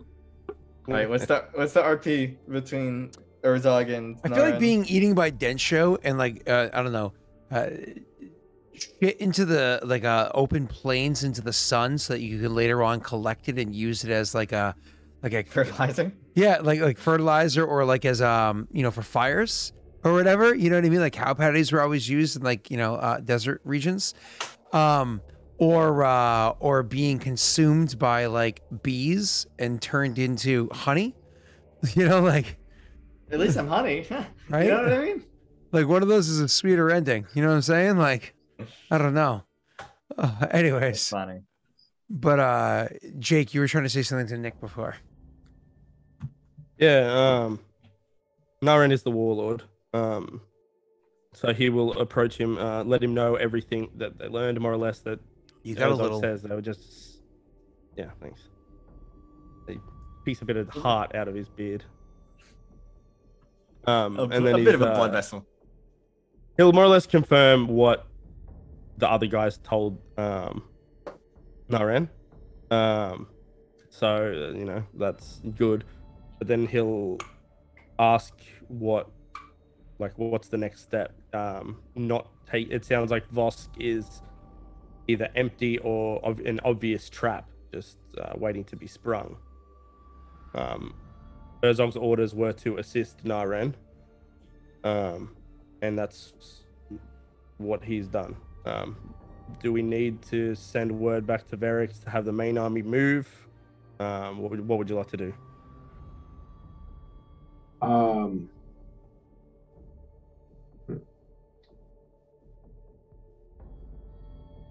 I think it would be best to approach the next situation with superior force. We're going to be walking into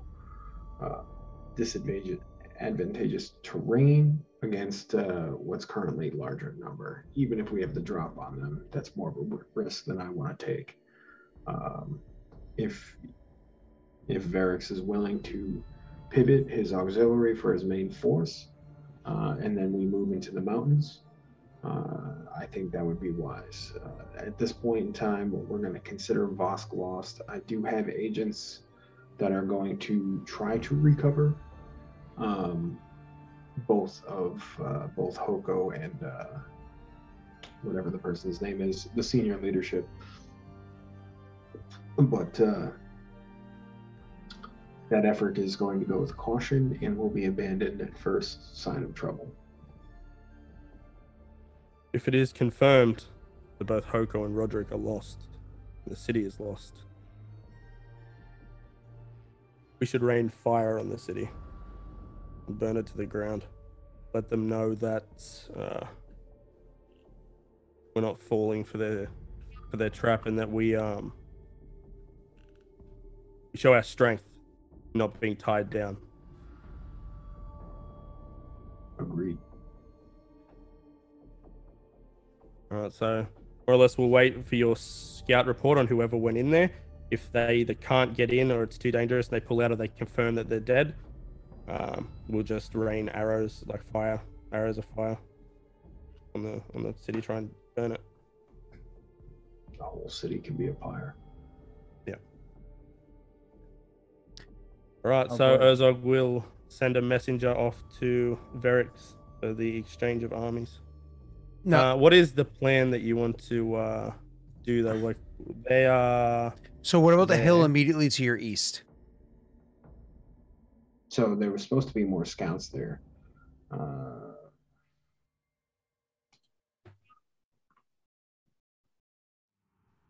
So the best bet would be to try to take that hill, I guess. I wonder if it might not be worth reaching out to Warlord Tessel while we are on the west for him to come from the east. If that is within your means, I have no communication with Tesla as of right now. Herzog knows what's going on, so he'll motion for you to step away from everyone. And then does he'll just Urzog say have to the you, sending stone? no, Urzog does okay. not. And to be fair, Yeah. think about Urzog. He raised the army. He head up there and then started traveling around.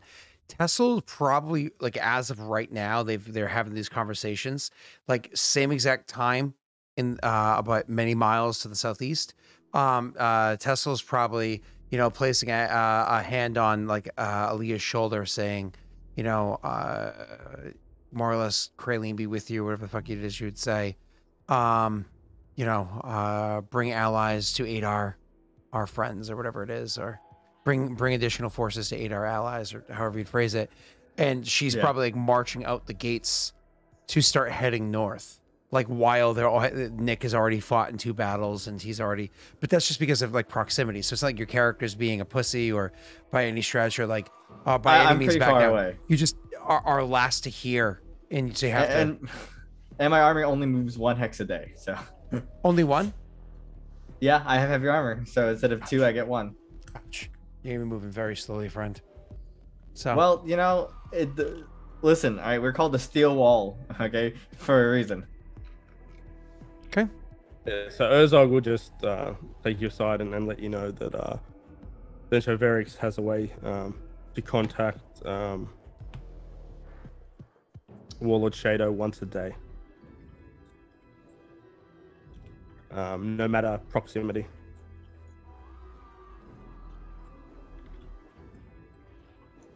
So if it's something you wanted to utilize, it can be done. He also asked you to be discreet and that only the Warlord's supposed to know. Like himself, you, and Erickson Tessel.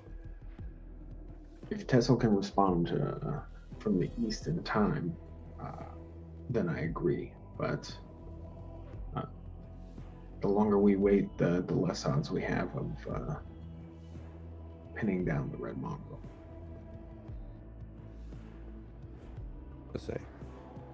So this force that's we'll have to take the scouts on the hill, and then after taking the scouts on this hill, they have a force that's, from what you've learned, planning to try and get us to chase them.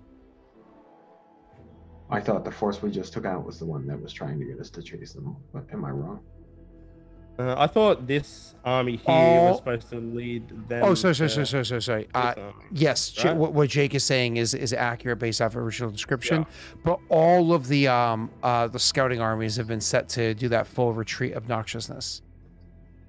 Gotcha. They just keep getting fucking crushed. Yep. So but that army is bigger, obviously. It's 50 to 100. So. Yeah. Yep. Let's just don't know keep what the size of their main army is. We'll just keep taking them piece by piece then. We should not pursue them though. If they manage to flee, no, I agree. Yeah. I mean, all right. So do you want to exchange armies? Do you want the main army of Densho now? Yes. All right. Well, yeah. So messengers will be sent, and we'll prepare this army to cover Densho, while the other comes out.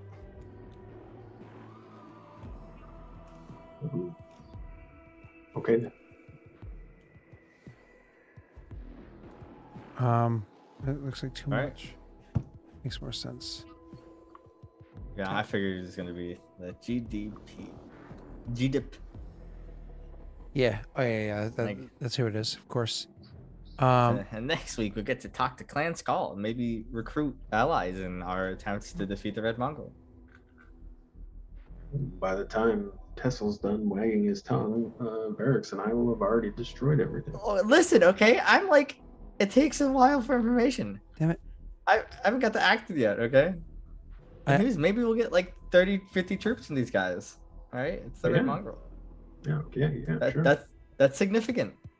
Yes, I hate you all. everyone's a winner. All right. Yes. So Right. your GDIP, she is starting, of course, in the front here.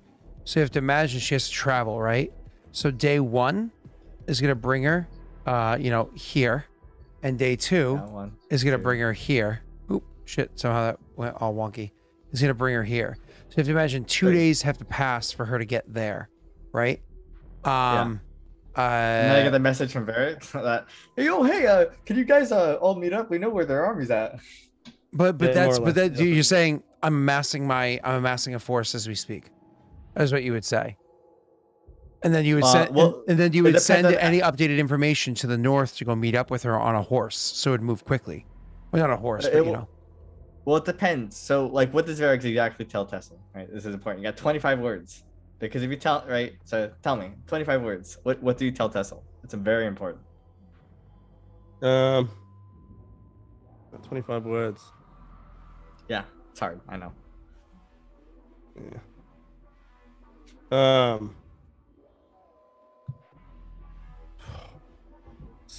Scouts interrogated. Main force. Northeast. Of Vosk. Secondary army. Where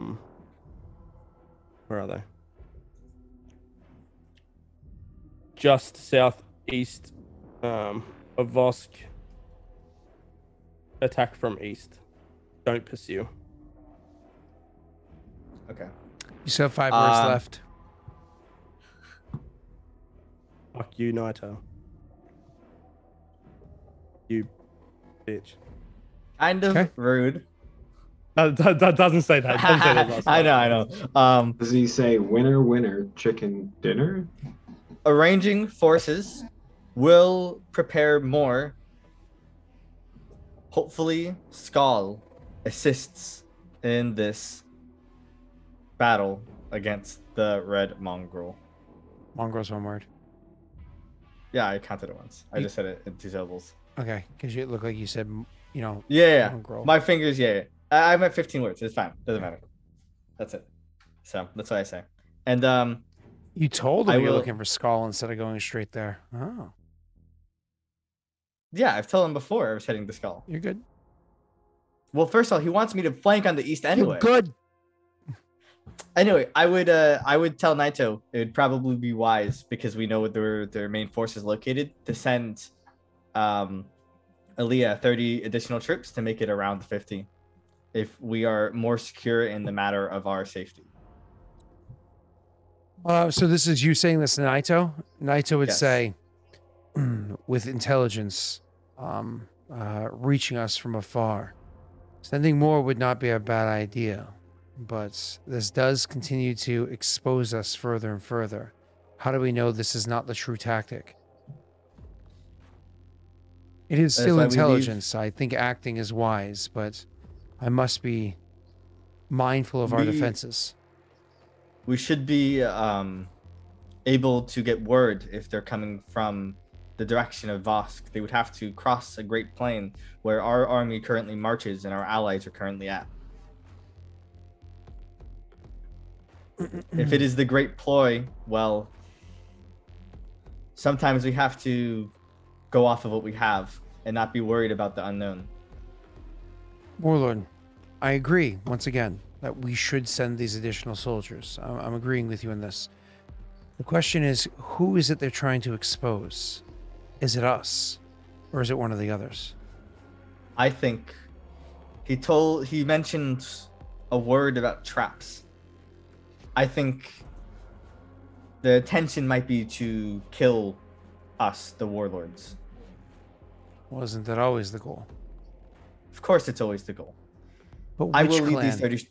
Or do you think that he's trying to draw you individually out there? I think he is just trying to decapitate all of us, disrupt the organization we were having in the South. It is bad for him to have strong allied clans in the South that can disrupt his roaming and pillaging.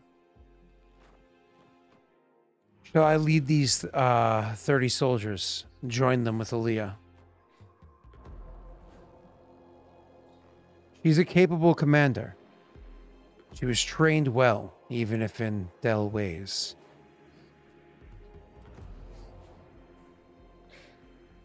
No, I think it may be best you stay to defend the city in case of an incursion. If any of our generals could do it, you could stop a larger army. Who's going to lead them? I will lead the 30 troops north. Warlord, we just had this discussion. I understand. Both Varix and Snaran are out there. I will be there to support them. Varix is even out there. That's funny. Well, but he said he is going out there though. Oh, okay. I missed that part. He said he didn't. No, He didn't. I thought when you said you're bringing your other armies out there. Varix is like holding the stone in a bathtub. The very best that we have is the general. That's true. I am staying in Densho, so if Naito's really big. If there's anything sighted and a big army or something, at least I can convey straight away. You know what I mean? So you need someone there in case something goes wrong. We're not actually. If you look where we're going not going far from Densho anyway. We're going more or less to here, and we're not going to pursue them if they run.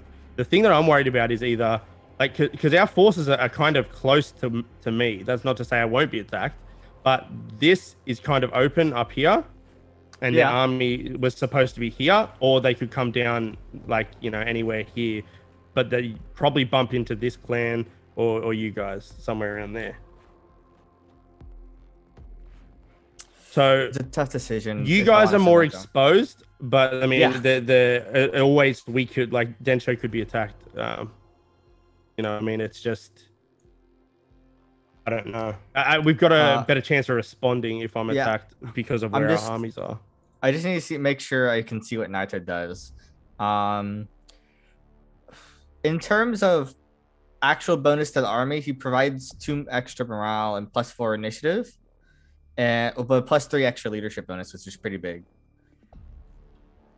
But Tesla leading actually is pretty huge. Except his initiative sucks, Dick. It's really bad. Okay. So I imagine that. So who are you sending to lead?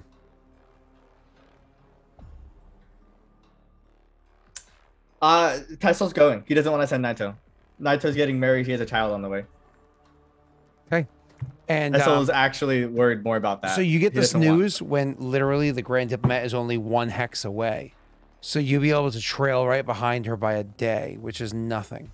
That's no amount of time. You know what I mean? So literally after she finishes conversations or while she's in the middle of them, you're walking into the city behind her because you're literally 1 full day behind her. So we're going to stop things exactly where they are with you guys still being up on this hill. You know what I mean? Because you haven't gone anywhere yet. As you finish solidifying exactly how you're going to sweep around, or if you're just going to wait. Are you waiting for his armies to arrive? Jake? Whose? Yours. Varix's other army or whatever. I think that was what Naren had said. Exchange the armies. Okay, so you're switching the whatever you have for the bigger one? Yeah. And they move at 2 hexes a day? 1. 1 hex a day? The big one or the small one? Or both? Oh, the small one's 2. The big one is 1. Okay. So, and Naren is going to not change anything. He's just going to stay there and wait. Nick?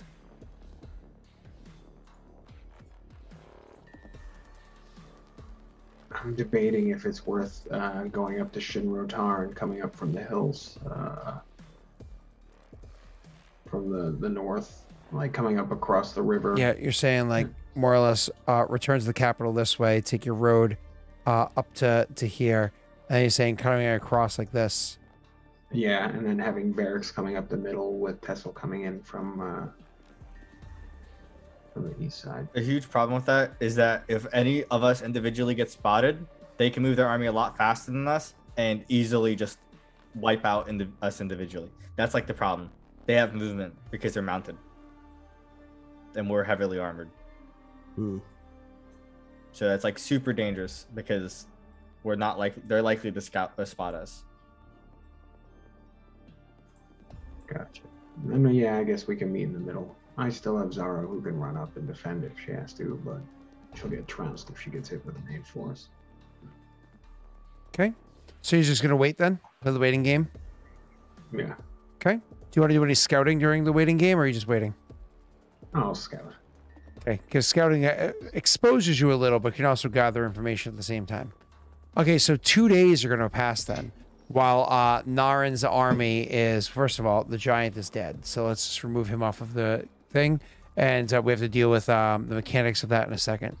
The giant's dead. Naren's army is exchanged, which takes 2 days for this army to come up to here, right? It takes 2 days. But at the same time, then doesn't really matter. But then it takes 1 day for the other one to go back down. But again, who cares? Because no big deal there. So that's 2 days. Nick, that gives you 2 days for scouting. But that also means the Grand Diplomat is able to travel 1 day to here and 1 more day to here, staying inside of the plains bit that's there, because that's the easiest way. That also means that Tessel, 1 moment, please. Yeah, I'm just 1 hex behind. Oh Jesus! Oh God, that gave me this humongous. Yeah. The funny part was it was it was not meant to, because yeah. I'm just gonna put you guys over here real quick. You gotta change my token's lighting settings. Yeah. You were just way more reversed out than I was. You know what I mean? Yeah. But I mean, I didn't see anything. I was zoomed in, so. Come on. If you have hidden armies there, you didn't have to worry about that. Okay. I think I fixed it. Okay, I did. Let me just make sure there's nothing else that needs to be changed. And we are good. All right, I'm going to bring you guys back in 2 seconds. Hee hee. All right. Bring you guys back so we can finish this up and end up calling this very soon. So now he's back over here. I don't think anything new is really exposed.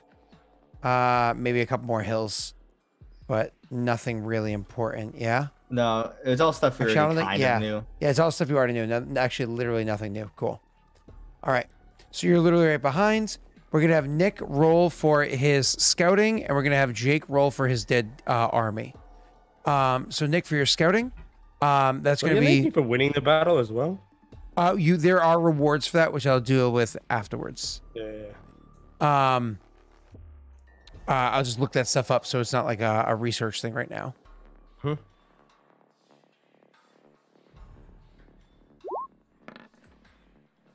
Ugh.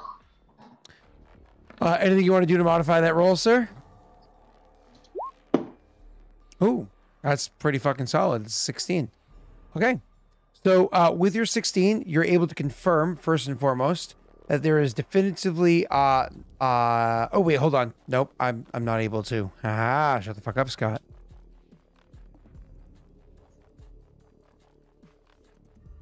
With my modifier.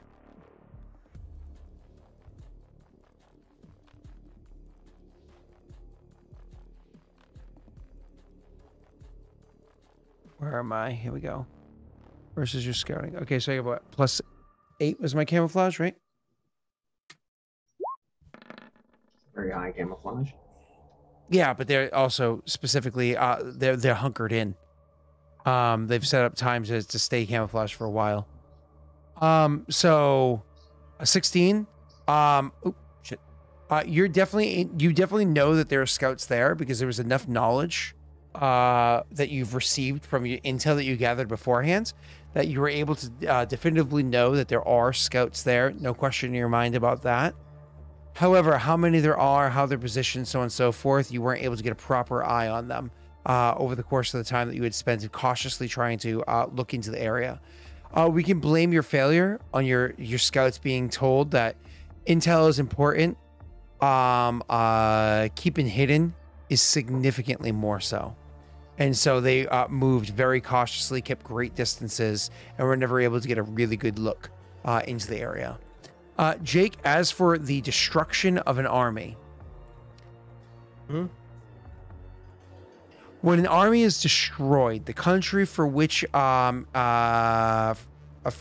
fought loses 1 point of fame. In addition, there's a 25% chance that the city where the army was recruited, they request a monument be built as a memorial to the fallen. Well, luckily, that's no city. It wasn't recruited in a city. Yeah, I'll completely allow that one to pass. But you do lose 1 fame as Clan Densho. But I think that was fame that you specifically gathered from having a giant anyways, isn't it? Oh, wait, that's funny. Probably. You're right. Yeah. So your base fame from events, so you just change your base fame to -1. And then that goes down to a 3 from fame. So that's all that happens. Okay. Cool. Damn, y'all got fame? I think, don't you get fame from winning battles? Well, that's what I'm going to deal with afterwards. I'm going to look all that up, and we'll do that at the beginning of next session. So definitely write in your notes so I don't forget about it for next week, so we can do that. But in the meanwhile, why don't we finish up the stream, because it's getting late and most of us have work tomorrow. So awesome. So why don't we do our outro, where Jake is going to continue to pretend like his podcast isn't starting because it was held back by COVID. And Cell, I feel like I haven't seen you stream in literally a couple months. No, it's because I don't want to take up the bandwidth in my apartment, because I got 3 other people that game pretty heavily on internet. Wait, what do you guys have for internet? I mean, actually, it's pretty good, so I could do it. It's just What's your upload? 100 something. I mean, you could definitely stream non-heavy things and not affect your gaming. But so I'm tempted to again, but that's like the main reason. I don't really want to, because it's gonna be it gets like annoying. I mean, one of the good things now, that you so. can do too is, because sometimes if you have like thoughts that you're just trying to like work out, like it doesn't have to be fucking shader related. Obviously, you have your own stuff that you've been building and working on, and so on and so forth. Doing like doing like a coffee stream, except I don't think you're classy like that. So doing a tea stream could totally work as like an idea of I'm just kind of like sitting there and kind of like spitballing ideas and getting some feedback, or even talking out loud. I'm doing a programming project, personal one, and it's about mapping or generating a population for a given land area based upon numerous environmental factors, because I want to do it for my D&D world, so I can have an accurate population based in reality. And a lot of research. Jokes aside, that actually is something that you could stream your researching. I'm not even joking, because there are a lot of people that love that shit. My older brother literally watches, because he's a developer, right? He literally watches, or at least he did more of that kind of stuff before. But either way, literally watches how it is that people work through their hang-ups that you get, your dead ends and whatnot that you get in developing. It's one of the things that he enjoys. I mean, there's one example, one human anecdotal. A singular human. Singular view. Either way, it's check it out. Yeah. But I play on twitch.tv/the Caribbean Empire. It's again too long to type or remember the copy paste. Wednesday night at 8-ish p.m. I think it's consistent now, but we have a lot of times where someone's like, oh yeah, I'm gonna be like 30 minutes late. And yeah, so pirate game, Pathfinder. I don't play a good character. Didn't my brother just actually? You're playing that with my brother. I play with Eric. I didn't even know that till he told me like 2 days ago. Yeah. I play with Eric. Because we were talking about you and like your role playing, because he started watching Warmonger on the flight over here. And he's like, I'm going to catch up on that show. He's like, I chose one show. I'm going to catch up on that one. And he chose Warmonger because Nick's in it. And so we were talking about you and role playing and stuff like that. And I was like, and so we were saying stuff. I was like, yeah, but sounds like a really good guy. You know, he's funny, whatever. Da, da, da, da. And he goes, oh, I know. I play D&D with him. I was like, wait, what? Yeah, I do play with Eric. He's a cool dude. He plays he plays the mascot Dragonborn fighter that just cleaves through everything. Listen, I know you don't like Dragonborn, okay, but they're not even in Pathfinder natively, okay? We found a third-party race. Doesn't matter, okay? He's just a big giant dragon dude that cleaves things and fucking murders everything. It's great. Yeah. Good stuff. And I'm a cult leader, and I'm converting him to join my cult with Besmara. That's classic stuff. Yeah. Yeah, normal stuff. Yeah, you go along with it. Have fun with your PCRP. Nick, anything you care to say other than you're effing tired? I'm just realizing that. Do you like typecast yourself? You're leading a cult in pretty much everything. So it is streamed. I'll LD, please send me the link and I'll post it. But is LD even here? Maybe. He is. I'll find it. He's deflecting now. No. This one. So Tesla isn't a cult leader. First of all, right, let's be real. Second of all, no, this character became a cult leader after I found an interesting archetype to war priest that was cult leader, and they're basically a rogue dude, and it's really great, okay? Because I can enthrall people at level 4, and it's fantastic. Nice. But, Okay, well. We good? Yeah, I'm just posting a link to Tantus's channel. Okay. Let's Is Inclemay on this week?